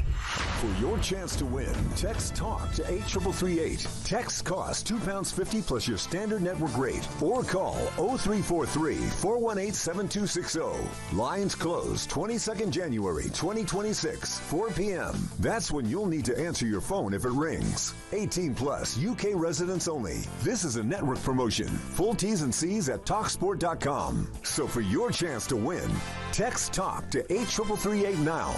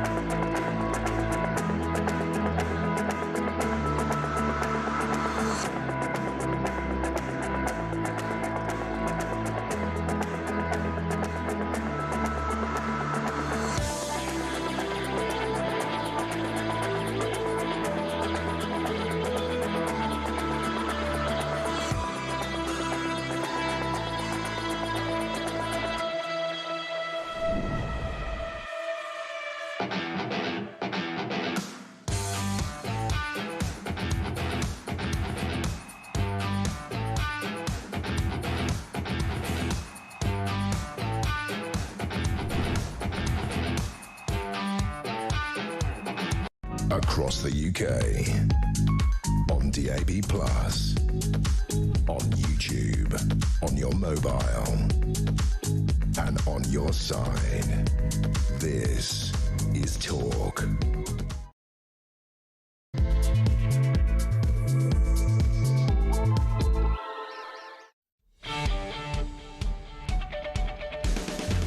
Hey, very good morning. Welcome back. The final hour of the breakfast show on Talk. My name's Jeremy Carr. We're here until 10 o'clock. It's the home of free speech and common sense and the home of Alarm Clock Britain, where the nation can have its say. In the next hour, Dr. David Bull, chairman of Reform, will be here very soon. If you want to ask David, because the man will answer any question, 87222, start your message with the word talk. You can leave a voice note, 0344 499 1000. And Samara Gill, our new roving reporter, SOS, send us Samara, achieving yesterday in 23 minutes outside the Iranian embassy something that Keir Starmer has not achieved, OK? Not achieved in 18 months. If you look at the tracker, nigh on 65,000 illegal migrants since Starmer became Prime Minister, and she found 2 Iranians, one of which being pursued by the police, and got them on camera in 23 minutes. I think she might well become the new immigration minister. We say a very good morning. He came from lowly beginnings. He climbed the presentation tree. And now my dear friend is not only back here, but the chairman of Reform. Good morning, David. Very good morning to you. Morning, Doctor. I have a bone to pick with you because I think you gave me a sore throat. I knew you were going to say this, and you're the doctor, so we worked all weekend. It was an interesting weekend. It was a great weekend. In my guise as you know, independent media advisor. Media advisor. Can I just say thank you so much for doing that, actually? And so just to explain to people, as chairman, I'm very keen that we have great candidates, that they're prepared as we go into the general election, which, my goodness, doesn't need to come sooner rather than later. But you and I trained 200 candidates over the weekend, and there were some really good people. Well, I was one of the things that's sitting here, and I was just there as an independent, broadcaster, being asked to use my television skills to scare the bits off these poor people. What skills? Yeah, thank you. Great start. Well done, David. But it's quite interesting because the rhetoric, a lot of the rhetoric is, these people, reform, ragtag bail. I saw a cross section of young people, women, men, older men, I thought I would have passed 80% plus of the people I saw, which is extraordinary. And one of the criticisms, and we'll come on to Nadine Zahawi in a sec, is that, reform, it's in a slightly difficult position, your party, because on the one hand, people will say, don't just become a breeding ground for disillusioned crap Tories. And on the other, they say, you've got no experience, you can't go into government because all your MPs are going to be... So I was motivated by the weekend. We saw some good people, but let's bring it to Zahawi. Please do. Please do. For you personally, before I throw questions, what did you make of the decision? What do you think of the decision? Well, look, your point is very valid. So when I became chairman, we had 90,000 members. We now have 271,000 members. That's extraordinary. When I was deputy leader and Richard and I kept that party alive, we were polling at 2-3%. We are now polling at 33%. Another 2 polls, I think. Another 2 polls. I mean, look, there is some fluctuation, but if a general election was called tomorrow, which, my goodness, I hope it is, we would get anything between 271 and 450 parliamentary seats. So to go from 5 members of parliament to 450 would be extraordinary. Now, your point is really valid. So we've got great people. We've got people who are captains of industry or doctors or nurses or people who've been plumbers or electricians or whatever. They have come in and they're really passionate. And actually, just as an aside, one of the candidates that really struck me comes from a very difficult background. Both his father and brother are crack cocaine addicts. I remember. And he then told me what he would do about drug policy, and I was blown away, because that's the sort of people we need, isn't it? There was a mother who, at one point, I don't want to name her, who freaked out on some other part of the service. She came to me, she said, I'm not going to be able to do this, and I said, you will. Turns out that she's a teacher. Turns out that she hates the fact that the 3 R's aren't taught. She hates the fact that winning isn't seen as good anymore. I think there were some really interesting people, but... So just going back to Nadine. So you're right. So people like us because we're different. We're not career politicians. That actually we believe this is the last chance saloon to save this great country, and I really do believe that. That's not just rhetoric, actually. But at the same time, Nigel and I have spoken at length. We don't have the experience to run government. We don't have the experience to cut the blob down, and that's why the defection of Danny Kruger is a very good defection. Danny has a brain the size of a planet. He's incredibly thoughtful. And he is going to be, or he already is, head of preparing for government. And Nadine, so there has been some kickback on that. But look, he's a tremendously successful businessman. He was Chancellor of the Exchequer. He founded YouGov. He came in, and in the vaccine rollout, and as you know, I don't think people from this morning give a toss about the HMRC thing. It's all about the vaccine rollout. I would agree with that. Let me read. No, let me put you on the spot. All right. This is from Les in Birmingham. I received that many phone calls yesterday from friends whose reform votes were nailed on that have now been lost, including my wife and myself. Right. No explanation from David Bull will secure my vote now for Nadeem. All you politicians are cut from the same cloth. This has caused reform in my area unbelievable damage. You know I do it straight with you. Of course. You can respond to Les in Birmingham. Hello, Les. Good morning to you. Look, what I would say to you is actually, Nadeem, So I have major issues with what they did in COVID, as you know. My mother got a COVID vaccine injury, so I am very aware of what they did. What Nadine did was he was tasked with the logistics of rolling out the vaccine programme. He was not tasked with actually who should be vaccinated in that government. But the point is, we could only do what we did, and it was an amazing rollout, but we could only do it because we'd left the European Union, and so that was a really good plus side of leaving the EU.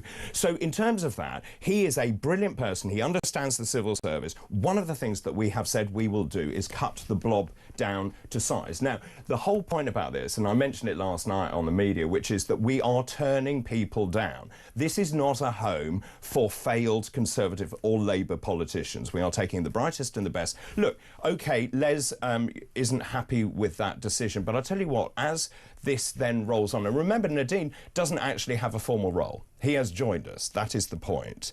And in terms of the party growing, I have to professionalise it. We have to bring in people who know what they're doing. And so in some ways I rest my case. But look, give us a chance. I will prove to you that actually the party hasn't changed. Nigel, Richard and I have not changed our stance on compulsory vaccination, which was abhorrent. We should never have vaccinated children in the COVID pandemic because they didn't need it. And actually the idea, and remember, it was Whitty and Vallance and Hancock. Absolutely. And then he discharged elderly people from hospitals without testing them into care homes. My dad. And that is what was abhorrent. My dad. Don't think that we're being negative in any which way.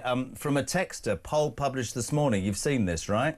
Reform UK is at its lowest level since April, a new poll out this morning marking a continuation of the downward trend seen since October. The weekly Sky Times YouGov poll shows that Farage's party has dropped a further 2 points, whilst the Tory rise continues and Labour scrapes back a couple of points. Don't believe it. But also the point is that different polls will vary. So there was another poll last... You're getting good at this, aren't you? Don't believe it. Well...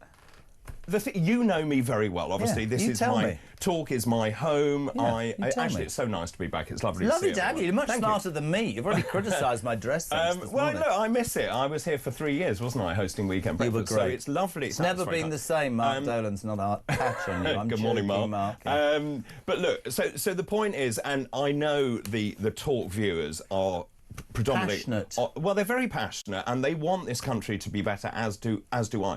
And the point that I would make is, why did I leave talk? Because it was a home that I love and I love doing what I did, and as I said, great colleagues. But I did this because I passionately believe that I have to do it, because it's actually something that I feel so passionate about. And I go back to this thing that actually I think we are staring over an abyss. I agree. Listen to this. Dr. David Bull, in your last Christmas show for Talk, I text you, this is from Linda, and told you reform would take our country by storm. Congratulations, you've done an amazing job. Thank P.S. you. I do miss your shirts. Jesus. Michael on... You hate my shirts. No, I don't. Michael on Nadine, good morning. Morning, Jez. Great show. It's Michael from Corby here. Just dropping a note in on the point of Tories defecting to Reform. Reform was supposed to be a party of British people, for the British people, putting our needs first. They've imported every Muslim from the Tory party whose only interest is the Muslim community. Therefore, Reform will be no better than the Tories or Labour, and they won't get my vote. We need a party that's going to put British people first for once. Have a great one, mate. Thank you. Can I just make the point? They are British. So Zia is British. Layla is British. Nadeem is British. So I don't buy that in any sense. Look, the whole point is that anyone who comes to our party has to subscribe to our values. If they don't believe, and if they're not on the same page as me and Nigel and the rest of us, then they are not welcome in the party, and it's simple as that. I've seen that, and you'll have to take people for what they are, but it's very interesting. And for people who criticise me and say, oh, you've just got David onto the first three questions, he's dealt with as you should deal with questions, because we live in a democracy. Reg Gardner, I don't know if he's a gardener or he's called Reg. He says, Jeremy, could you ask David, if Reform were to get into power tomorrow, as I hope they do, do we have enough people inside the party to run this country? Which is the absolute opposite to why are you recruiting all these people who have the experience? But that's true. And also, I made the point yesterday that we have lots of people from Labour coming over. Well, now, good morning, says Matt in Wolverhampton. Good morning, Matt. Massive Reform fan. He says, can you ask David, I'd like to ask him, when are we going to see a Labour defection to reform? So I'm in the papers this morning because I said on another channel yesterday... Another channel? Well, I know. Apparently some other channels exist. I don't know. The point is that actually when you look at who is defecting, 50% of Labour voters are now voting for us. We have lots of high-profile Labour councillors who've come across already. It would really help the rhetoric, actually, that we're hearing this morning, that it's just a home for Tories. But also, high-ranking Labour official. We have been approached by high-ranking Labour MPs. Do they approach you, the party, or say in Zahawi? Invariably, it's people coming to you, not you casting the net. Invariably, actually. Invariably.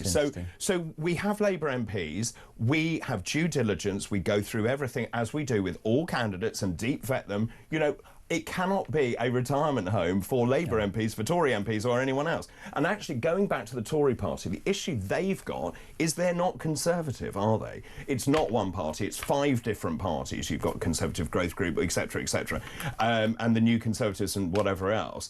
I think people have stopped listening to the Conservative Party. Labour, let's just look at the mess they've caused to this country. Keir Starmer, no ideology, no belief structure, has attacked pretty much everyone in this country. If you run a small business, if you're a plumber, electrician, everyone I speak to says we can't afford to take anyone on. Absolutely Pubs agree. closing all over the place. Energy costs far too high. And this morning we hear that the cost of net zero, £9 trillion. It's madness. Don't get me there. Let's go on the phones. Hertfordshire, Phil, a very good morning. You're through to Dr. David Bull. Phil? Good morning, Jeremy. Good morning, Dr. David. Oh, good morning. I've lost you, actually. Oh, have you? I think I unplugged myself. Did you? Hold on a second. He might be the chairman of Britain's fastest-growing political party, but he hasn't got it in the... Do you not know how to do it? Yes, I do, because I used to be a television presenter. I've lost my wire. This is brilliant. Are you all right? Can we have a bit of help, please? Yeah, can someone help me with this? Right, Phil, you stay there while I read this out. That's absolutely fine. Don't worry at all. Here's an interesting one from Mary, who says, I'm back with you. no party is going to be above criticism. All of these people... there's Christian on his knees, trying not to headbutt. There we go. Morning, Christian. Thank you so much. Let's go back to Hertfordshire. Phil, you're back to Dr. David Bull. Good morning, gentlemen. Right, I'm spitting feathers listening to these people ringing in saying that they're not going to vote reform because Conservatives are joining. How shallow can you get? Do you not remember what's happened in the last so many years? What's happening with government now? Now, just because somebody comes from the Tories or Labour, it doesn't make them a bad person because they've come from a bad party. It's probably the leader and the policies that they had to work to. It's like getting a new boss at work.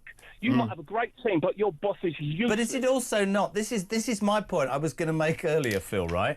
How much of reform's support is people who believe their political home that used to be Tory has become reform because the Tories went in another direction? Somebody texted me, Dave, right, earlier and went, what would happen if Margaret Thatcher was reincarnated this morning and she rang up Nigel and went, the Tory party's rubbish, I want to join you? People would go, that's brilliant. Well, I mean, she certainly wouldn't join the Conservatives, would she? Because, of course, they're not Conservative in any sense. But he has a great point, Phil. You've got to believe in the process. But you do, Phil, and this is the point. And look, I am sort of on a balancing act of making this party and professionalising this party. So we went from nothing. Let's go back to when I was deputy leader. 2%. We had no infrastructure, nothing around the country. We are now in a position with 450 branches, amazing members and supporters who go out in all weathers, knocking on doors. Now, some of the decisions we take within HQ may not resonate with everyone immediately, but I think you will see there is method in our madness. And the one thing I would say about Nigel, and I've worked with him for a very long time,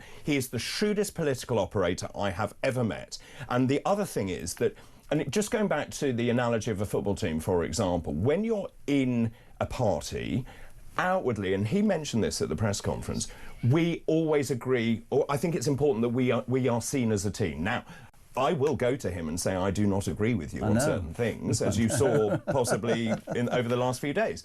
But we will then have a conversation and then we will come to a decision. At the end of the day, this party is held together by trust and a shared belief structure. Absolutely. And now you know that we've got to take a round here. We've got to take This is going to be interesting. So we've got the chairman of Reform who's now got to sit whilst I say a very good morning to a man who frankly has more titles than a man with more titles. He is the deputy chairman of the Conservative Party. He's the Minister for Policing, Immigration, Health, Doctors... No, he's a very good man, but he can't get a girlfriend. Matt Vickers, a very good morning to you, sir. How are you? Good morning. It's chucking it down here, Jezza. It's grim outside, but it's a little bit less cold than it was last week. Do you and David want to say good morning to each other? Of course I would. Good morning to you, Matt. Good morning, Dr. David. Matt, I think we should start with the biggest news story of the day. Yesterday, ex-Chancellor, ex-Vaccine Minister Nadeem Zahawi, a man who lost his seat, resigned from your party and defected to Reform. Now, as is the wont of political parties, the Tories, a source told everybody this morning, do you know what? He was begging for a peerage. We didn't want to give it to him. He's not one of us anymore. You can do one. The other story coming out is that he didn't beg for a peerage. The ethos of what the Tory party is today has changed. What's your take on the situation, yours and the party's, Matt? Important we get it. So everybody keeps saying former Chancellor. I don't know, how long was it the Chancellor for? I think it was about 24 hours. 2 months. The reality is, I knew... I know Nadeem. I think he's a nice chap. I'm not going to get in the gutter and slate him. But the facts are there. It's come out. He was begging for a peerage before he went across. He's a guy who said that he feared what a Nigel Farage Prime Minister would mean for this country. People will make their own decisions about that. They'll read the stuff. I'm not going to get in the gutter and slate the guy. He's a former colleague. Is he a loss to your party? I'm always disappointed when people leave the party. The reality is we got a good grubbing at the last general election. We're dusting ourselves down. We've learnt those lessons. I think Kemi's getting stuck in. She's bringing forward a plan. We're going to get out there and we're going to make our pitch. Whether people are on the side of the working people, whether people who aren't in favour of axing that two-child cap, who aren't in favour of spending ever more on benefits. That's what we're about. People will make that choice. We're going to set out our vision for the future of this country. I love sitting here because they're all making eye contact and writing notes. However, I'm going to give you something, Matty, because David will know this. You're one of the good guys. You're one of the ones who's always come on this station, and we respect you for the work you do. And I mean that, David. Here's somebody who believes it, and I respect him. But also, that's the point. You're allowed to have good discussion with colleagues in other parties, and I'm a great believer in that. No, and it shouldn't be tribal. No. Reform UK has today hit its lowest level since April in a new poll out this morning. I put this to David, marking a continuation of the downward trend since October, Matt. The weekly Sky Times YouGov poll shows that Farage's party has dropped to 24%, whilst the Tory rise continues. This must be heartening for Kemi and the Tory party in its entirety. Well, I think polls are polls. There's a hell of a long way to go before the next general election. We've got to carry on making our pitch. I think the biggest difference between us and the other guys, whether it's Reform, whether it's Labour, whether it's the Lib Dems, is around benefits. We think that should be cut. We also believe in living within our means. We don't make commitments that we can't fund. We're very straight and upfront about that. And by the time of the next election, this country is going to need some real action to sort out our economy. We're seeing 21% more people unemployed, people who can't provide for their families, who don't have the pay packet they need, who can't live out their aspirations because of the decisions made in Number 10. Horrendous situation. Our economy is being absolutely trashed. The pubs are closing, people are losing their jobs. The benefits bill is rising by the week. It's entirely unsustainable. There's a hell of a lot of work to do. And by the time of the next election, people are going to be looking at that economy, and they're going to be looking for people who are responsible. Do you think going to dole out more in benefits? I know you have unfunded commitments. I know you have to go to get sleep to come and do the papers on this show tomorrow morning. You don't know about that, but you're going to get a call. Do you believe that the Tories, the difference between the Tories and Reform is the economy, that experience? Is that what you would say? I think if you look in terms of policy, there's lots of things that we might have agreed with them, but fundamentally the Conservative Party has always been about fiscal responsibility. I mean, Kemi's gone out there, identified £47 billion of savings. She said, we're going to cut benefits. We're going to bring back that two-child cap. We're also looking at, we're not just going to make 47 billion of savings and spend it all. We're going to make 47 billion and put half of that into paying down the national debt. It's tale as old as time. Every Labour government in history has come into office and left more people out of work when it left office. It's always the Conservatives that come in and sort that out.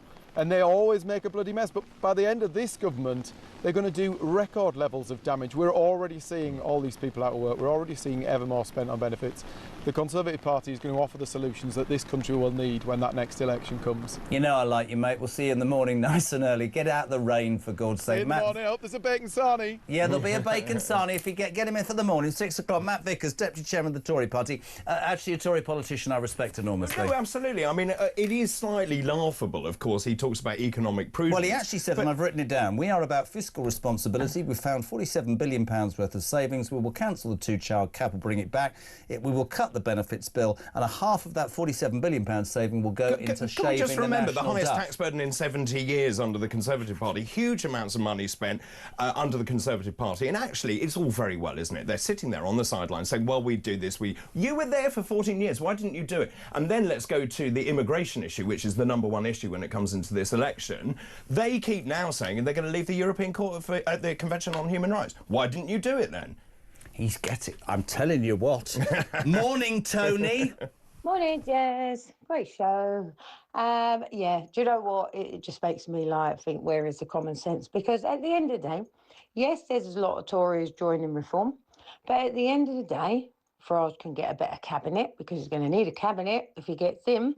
But not only that, with all the mad loony lefties and old boob job and goodness knows what else, crazy Ed, at the end of the day, they will all join forces anyway. And Tory and Reform will have to do a pack. So at least Farage is better off taking the best of a bad bunch. Bless you for your question. I love it. It's hypno-tits, not boob job, by the way. I'm marketing that word. David Bull shaking his head aggressively when Tony mentioned a Reform Conservative pact. We've done it before. We stood down. We gave Boris Johnson an 80-seat majority to deliver Brexit, which he failed to do. We've annexed Northern Ireland, 2 million people stuck over there. There's a border in the Irish Sea. The UK has been carved up. You tell me another sovereign territory that would do that, like Spain. Oh, fine, we'll just carve our country up. No other country would do that. That is what he did. We cannot trust the Tories and we will not enter into a pact. But I have to ask you this. Come on, then. You sit down as chairman just before the campaign election is called, right? Yep. And whatever you hope for, the last 60 opinion polls have shown you in the lead. 176, yeah. I'm talking about in 3 years' time. You're riding high, but you're not quite at a point where you can guarantee a majority. And you sit there as the chairman and you know that Zelensky, Polanski and that other mad bugger, what's he called, Ed Davey, will prop up this disgusting Labour government. There must, at that moment, you have to accept it, be a thought in somebody's head that we are the main thing here, but there is the Tories. And to keep this away, we might have to at least have that conversation. Well, OK, so that's a pragmatic idea when it comes to that. You're not going to say that now, are you? No, of course I'm not. But also remember, everyone said to me, since I've done this, you've reached your plateau, you can't go any higher. Well, guess what? We keep doing that and we get higher and higher and higher. And actually, if that situation arose, and I'm speaking, this is not policy, but if that situation arose, then they can stand down for us, can't they? Listen, there's the thought. There's the thought. He's not going anywhere for now. He's the chairman of Reform. He's going to have a biscuit. We're back in 3.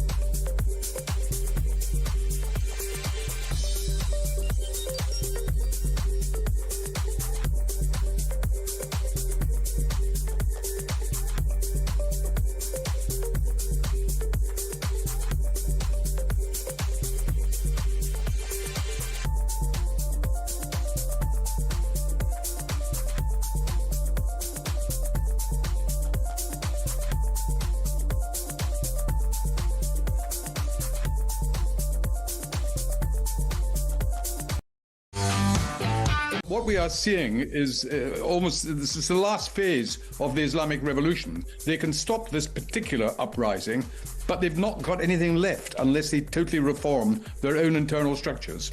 But as we've often seen with these regimes, if they sort of give an inch, then the whole edifice collapses. Are you convinced we are in the end game of this, and how much of that is down to, for instance, Israeli and US airstrikes in the last year? Well, no. If it was up to the Iranian people, yes, this is the death throes of the Islamic Republic, so-called.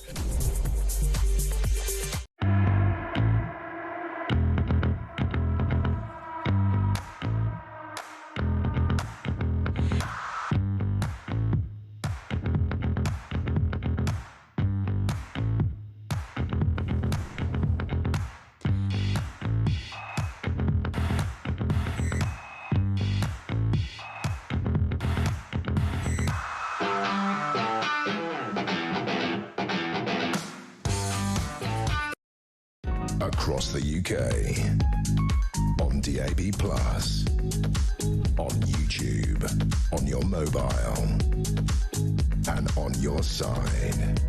This is Talk.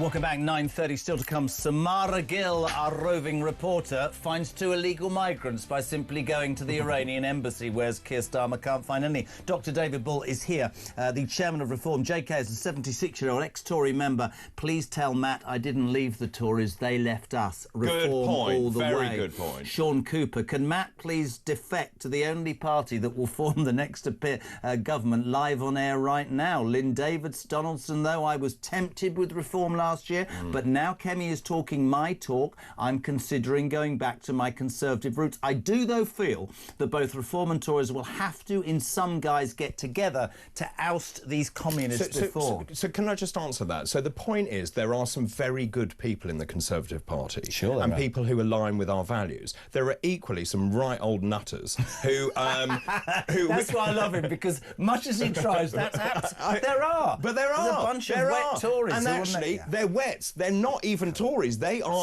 Liberal Democrats, and they're in the wrong party. Yeah. And that's where... You look at Jenrick. Jenrick is I believe that if Robert Jenrick had been the leader of the Tory party, it would have been a different battlefield. I genuinely believe that. You may well be right, actually. But also, just in terms of Kemi, I would agree she is getting better, but actually she came from a pretty bad start. The William Hague of the 2020s, right person, wrong time? Yeah, I'd agree with that. And actually, just in terms of that, I think the electorate stopped listening, because when you look maybe they are now more. Eleanor Maybe. says, great to see Dr David. Oh, that's very sweet. I am still going to vote Reform. I can't believe people are being so shallow. Who are they going to vote for? Nobody has Britain in their sights or their minds as much as Reform. Thank you, because obviously I'm human and I watch these headlines, and then some of the stuff on social media is really toxic, where I get attacked personally. Look, I'm trying to do the best for the party and the country, as is Nigel, as is Richard. And the point is that we have spent, 2019, obviously, really since 2019. So I have spent 7 years of my life building this party, and it's because it's so important that we do this. Now, when you look at some of the other parties, and, people are saying, well, I'm flouncing off, I'm going to vote for a party that doesn't exist, by the way, I won't mention it, but... to get a political party up and running is not easy. It costs millions and millions of pounds. And so part of what I've been doing is talking to donors, talking to people who own businesses in this country, who are now giving us money because they can see that Nigel Farage will make the best Prime Minister. You'll love this. Sadiq Khan has just said he wouldn't dream of telling women what to wear after Reform UK's Layla Cunningham, the next mayor of London, if I have anything to do about it, indicated she would support a burqa ban if she becomes mayor of London. Your response to that? Good for her. Look, she is a practicing Muslim. She's got 7 children. She knows what she's doing. She's a Crown prosecutor. I'll tell you what, when Sarah asked that question in the House, obviously there were the usual people who then threw their hands up in the air. Look, at the end of the day, we are a predominantly Christian country. I have a major problem with people covering their faces, generally. So you walk down the high street in a burqa or a crash helmet or a scarf or whatever, that is a barrier to communication. I think we should have that discussion. I don't think we should go crazy about it. Sadiq Khan is not on the side He's on his own side, actually, Sadiq Khan, but he's presided over a London that is failing, where you've seen knife crime up 67%. Oh, no, hold on. Homicide's down. He's made a right success, he told everybody yesterday. What a joke that is. Well, completely. And you talk to any Londoner, you know, we are seeing people who cannot wear their watches in central London. Couldn't agree because more. we don't have enough police on the Want to street. ask you quickly about X. For me, this government summed up in the last 24 hours. Yesterday, we want to ban X, said Liz Kendall, the technology minister, prepared to ban the social media platform after it accused the platform of using, we're creating child sex abuse and misogynistic deepfakes. This is all about Grok, right? Yeah. I make this point, I've made it all morning. As a father, you're the same. Nobody thinks that any of those vile images should be anywhere. Agreed. However, if you are taking X into your eyesight, Sir Keir Starmer, what about the other platforms? Because what you stand accused of is only saying this about X because you get so much criticism. But wait for this. That was yesterday afternoon. This morning, his great plan of ending the small boats crisis is to join bloody TikTok. It's brilliant, isn't it? Who actually showed a 24-hour video by an illegal migrant coming from bloody France to a hotel, and it got 1 million views. Yeah. Hypocrisy. They have no idea what they're doing. Since he signed the one-in, one-out deal, 14,000 illegal migrants have come to this country, and they've managed to deport 174. Brilliant. Excellent. Does it mean one in... Well, one in, one out, you know that deal. Not 1 million in and one out. No, but it's not even one in, one out, is it? It's one in, one out, one in, the hokey cokey, here we go. No one... I mean, the whole thing is... Never know what to put in or take out, what to shake about. There's but people also, coming everywhere. just going back to that, and it is a complicated issue, we now have AI, which is a very powerful tool. And Absolutely. But like with any powerful tool, you then have to have a legislation and framework around that to protect people. What do you say to the people that said that by disagreeing with this online safety bill, I remember reading this, Nigel Farage is supporting people like Jimmy Savile? Not at all, not at all. Banning things is not the answer, but making sure it's well regulated and working with those social media providers. Kids are going to watch that. And actually, there's a much bigger issue for me, which is in COVID, they locked people up in this country. So the kids have no kind of confidence. They've turned to social media because of what the last government did. Couldn't agree more. Alex, good morning. Morning, Jezza. Alex here from Cardiff. Can you ask David Bull if it's possible that Keir Starmer could cancel the next general election, and what could we do about it? Thanks. Great show. Very interesting. He's cancelled local elections. That's a great question. Yeah, it's a great question, He isn't can't, it? can he? So only dictators cancel elections. Let's be very clear about that. They are running scared. So they are trying to postpone all of these elections because they know they're going to get an absolute thumping from us. That's not a democracy. Of course it's not a democracy. But the thing is that Keir Starmer is desperate to cling on to power. Let's just be very clear what's going to happen in 16 weeks' time, 16 weeks on Thursday, which is the elections in Scotland, in Wales, and in all 32 London boroughs, as well as other elections as well. These are, and this is what Nigel says, these are the midterms. If we do well in these midterms, we will go on to win the next general election. And I think there aren't many political commentators who would disagree with that.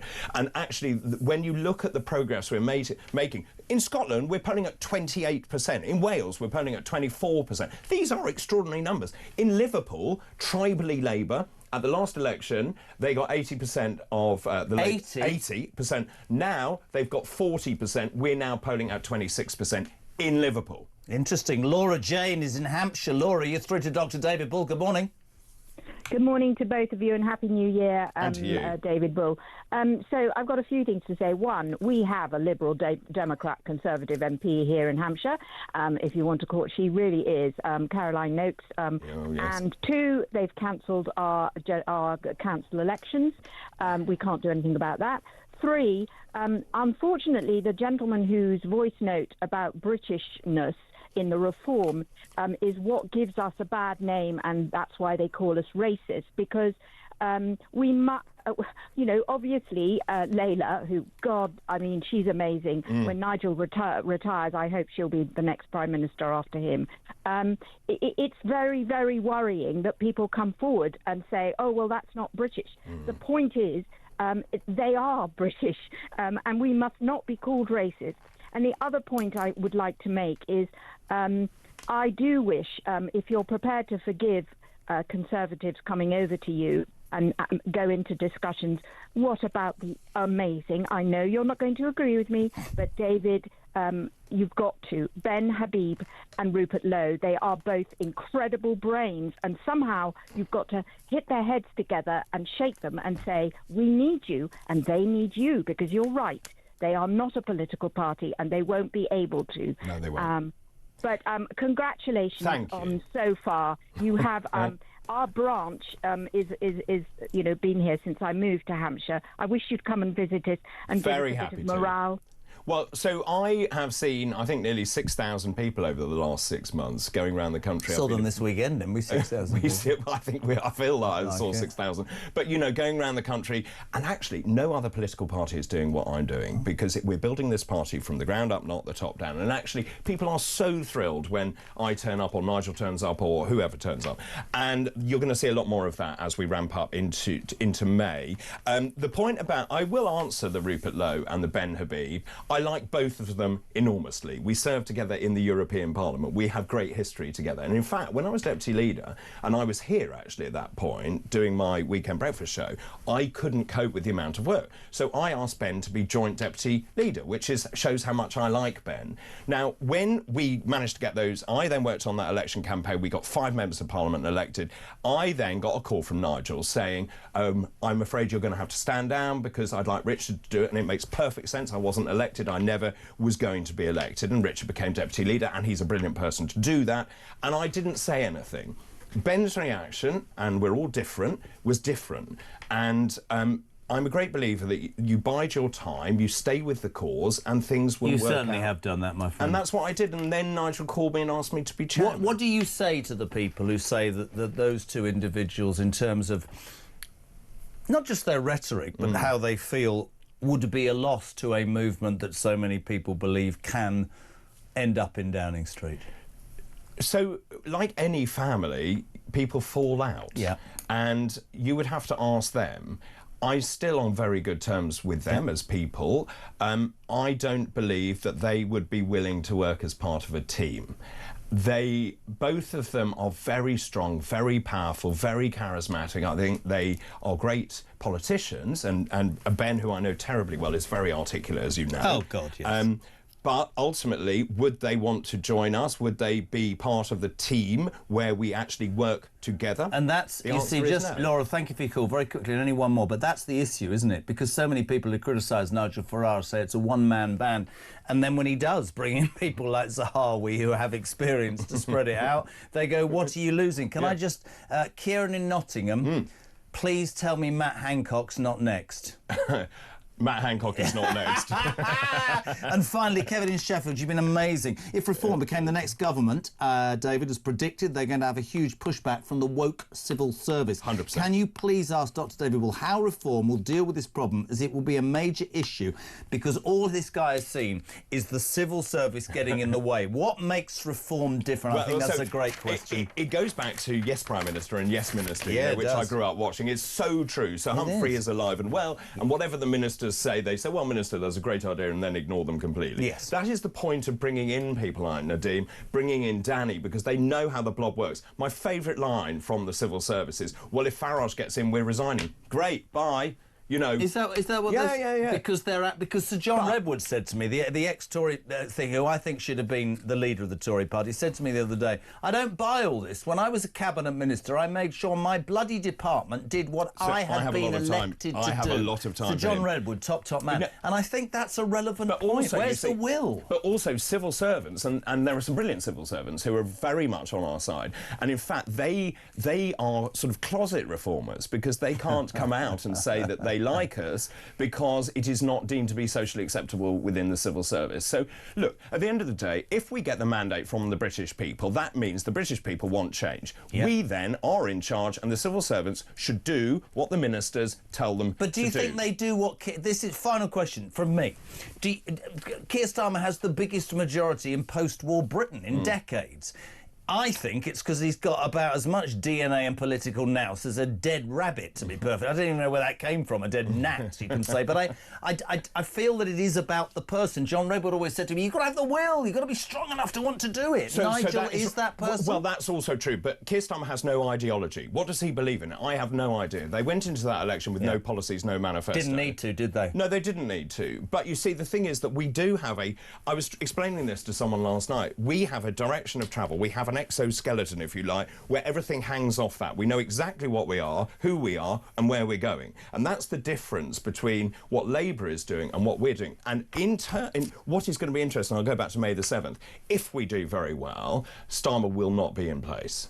No, well, I think that's right. We'll finish with Deborah, who says, I can't believe people are turning against reform simply because of who's coming to the party. Do they not bloody well realise that reform needs to be prepared with a full cabinet if a general election were called in the wake of May? If people genuinely want change and believe in the manifesto, they need to stand firm. Get your head out of the sand or we'll end up with exactly what we've already got or worse. It all comes down whether you truly want change or it's just the talk. This was on a guy earlier. I'm glad you weren't... Well, I'm not glad you weren't here. He rang up and he said, 6 of us in Liverpool, we're so offended about Nadhim Zahawi, we're going to vote for the Greens or Labour. And I went, well, so I know. And everyone was going, make any sense. It was true, isn't it, Chris? And that was the call. Have you got the call? Not yet, no. Extraordinary. Believe in the product or don't believe in the product, right? I would agree entirely with that. And I likened this to, we are a start-up in many ways. If you take that analogy as a business, we're a start-up. We're now growing. We're no longer riding with stabilisers on the wheels. We're now, riding a bicycle. Actually, for me, and I mentioned this yesterday, I feel a bit like a proud father because the organisation now is much bigger than me, much bigger than Nigel, much bigger than Richard. It has its own entity and it's growing. And the work in Scotland, the work in Wales is amazing. In London, honestly, I feel this really, really passionately. I actually think we're at that tipping point, that sort of, seesaw. At one point, it will just then tip, and we're almost there. Listen, it's great to have you here. I want to make this a regular thing. Can I just, before you go, tell you about what's coming next, and you out there, Samara Gill, our new roving reporter, send us Samara. We sent her down to the Iranian embassy. Nigel went down there, of course, because we all want to free Iran from the mad mullahs who have financed, let's be honest, financed terror organisations across the Middle East. We're going to show you footage that proves that in 23 minutes she found 2 illegal Iranian migrants, one of whom on camera, who said, and I quote David Ball, I came here illegally and the police are pursuing me, stood on camera. She did more in 20 minutes than Starmer's done in 18 months. 100%. Well, of course, it shows no political will, does it? Absolutely. The fact is that we need to secure our borders, take back control and literally make sure that anyone who has no right to be in this country is removed. David Bull, chairman of Reform, we thank him. And this is just a little teaser of what you can expect from Samara next on our way to the break. You come here on a boat? Yeah. You came here on a boat? Yeah, from France. From France, yes, from Calais? Yeah. He's looking for him. Okay. All right. Okay. Police are looking for you? Yeah. Can I add something on my... Wait, so the police why are the police looking for you? And how did you come to Britain? Actually by lorry. Right.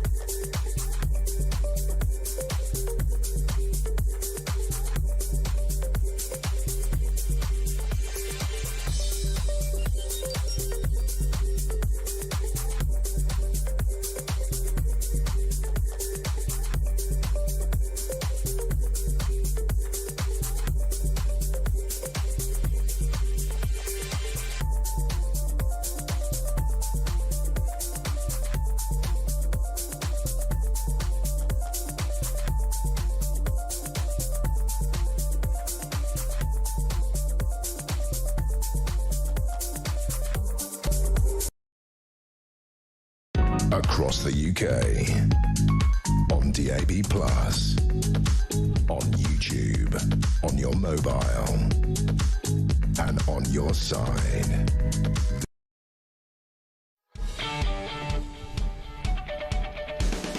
Thank you to Dr. David Bull, Chairman of Reform. We are going to bring him in, as we do with Robert Jenrick from the Tory party, who ring Rob. He comes in every couple of weeks to answer your questions. From now on, every couple of weeks, Dr. David Bull for Reform will come in and ask your questions. And I promise you this, if I could get somebody from the Labour Party to agree to do the same, the door is open from them. This is about you. Julia here at 10, but right now, our roving reporter, the legend that is Samara Gill. This is down to you. This is bloody extraordinary. Go. Well, it was crazy. I was there, as you said, only for about 20 minutes. This is the Iranian embassy yesterday, peeps. Just to put some clarity here, everybody down there saying, let's free Iran. You go and tell us what happens. It's extraordinary. I go and I see two asylum seekers. Now, they came up to me and said, I'm a refugee, interview me. And I thought, OK, well, you know, we bang on a lot at this channel about asylum seekers and refugees. Let's actually talk to one. And look, to be fair, yes, they are fleeing from a hostile regime. We know that much. And, you know, when he was talking about the police, we later found out it was the Iranian police he was fleeing from. However, the British police also got involved and did start questioning him just before we left. They told us to turn our cameras off so that they could figure out who this guy was, because it set off alarm bells. But, you know, it really scared me in some ways, because it does show that on the streets, walking around, we've got people who have come from a hostile regime, yes, where they go and they dangle people from cranes and hang them, where this person has clearly witnessed a lot of violence in his life, a lot of terror, been around a lot of Islamic extremism. I think that the point is, and we should say this before we play this, these people have escaped an awful regime, which all of us want ended. My point in why this is so shocking, right, is this absolutely makes it obvious to anybody how bloody easy it is to come into this country, and then that sends the message, you might not have come from a hostile regime, you might well be a criminal or a sex offender, and you're free to walk the streets. That's the truth, isn't it? Absolutely. And, you know, the blatant sort of laissez-faire attitude that they had towards just saying that they'd broken the law and broken into our country, one via a boat and one via a lorry, is quite flagrant, and it shows kind of the amount of disrespect. I mean, I was talking to camera crew after, and, you know, we were obviously quite upset by talking to them. They seem like they've had a very hard time, but we need to remind ourselves that they came from France. They came from a safe I've got to country. say it. I've been waiting all morning. Introduce it. Go on, introduce it. Well, let's listen to these Iranian asylum seekers and what they had to say about the regime that they fled. My people dying! Look at this family! They are killing the kids! Human right! We don't have a human right in our country! What would you say to Keir Starmer? Be honest, they put this rubbish in our country in 1979. Now we want to stay with us, not supporting these terrorists. They are honest. They are killing the kids. We are here for regime change. Did you come here on a boat? Yeah. You came here on a boat? Yeah, from France. From France, yes, from Calais. Yeah. Interesting. What was that journey like? Did you get granted asylum here? I can't understand, sorry. He's looking for him. Okay. All right. Police are looking for you. Yeah. Can I add something on my... Wait, so the police are... Why are the police looking for you? He was in Iran, because when you are there, and if there's a picture of you going out or somebody sees you, they will come and kidnap you. That's exactly what happened to me when I was living in Iran 2 years ago. But you were a refugee like him? Yeah, I'm a refugee. I don't have status. In Iran, there is some children that they didn't die yet, and they are arrested. If this demonstrations fall and stop, they're gonna kill all of them in just a few days. The moment that you're waiting to kill you, to kill you, when I was in Iran. And is that why you fled Iran as a refugee? Actually, yes. And how did you come to Britain? Actually, by lorry. Right, by lorry. Yeah, no, okay. I went out from Turkey. I took all of my life. I was he can't say anything about his pain to tell Home Office and get his refugee status. So are you living in a refugee hotel at the moment? Yeah. Are you living in... Yeah. Refugee, right, like in London? No. Ah, okay. No. So you He came from here. I came Right. from Sheffield. I was a rich boy who was attending to demonstrations and had a good life before, but since I did that, I had to leave all of my family, any facility I had, any friends I had, the life that I'm still wishing it. Just because of my idea, I came out from my country, loneliness. It's amazing work for Day One SOS. I think we have to reiterate that they are escaping an appalling and horrific regime, but underlined, the ease with which you can come into this country, the ease with which an illegal migrant can be at a process with the British police not involved. And yet if I turned up yesterday at that and waved a British flag, I'd have been moved along. You absolutely would have been, maybe even arrested. Who knows in this country anymore? And yeah, I think you're totally right. We do talk about Iran. It's a hostile state, and they are up there with the amount of asylum seekers that we have coming into this country. And it scares me because, especially that guy who barely spoke a word of English and couldn't answer the questions of, do you have asylum here? He could be a threat. We don't know anything about him. And why did he choose to come to Britain when he was in a safe country before? These are the questions that we need to ask, because our country's being eroded. If you're watching or listening to Keir Starmer or one of your lackeys, she should be your immigration minister. She found two and you found bugger all. Thursday is National Pothole Day.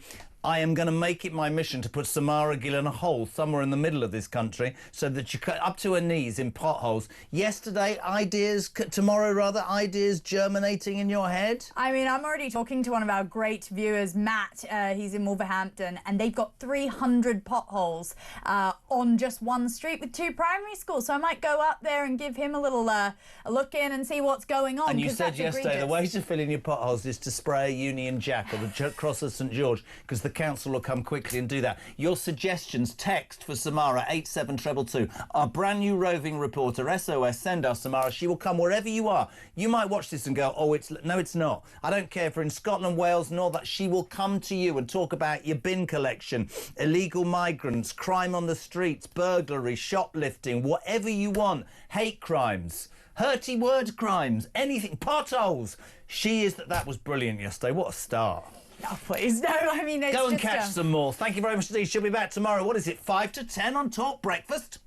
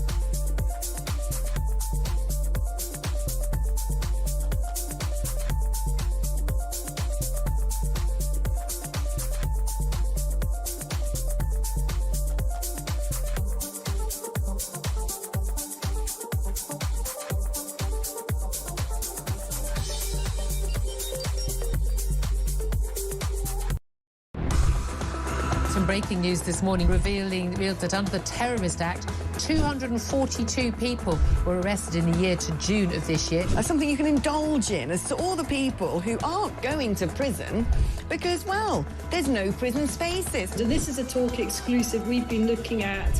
I said, you take these cuffs off me and speak to me like a human being rather than a common criminal. You're just left wondering, does these people who lead us actually hate Britain? Yeah. Do they not love our country and everything that we've stood for?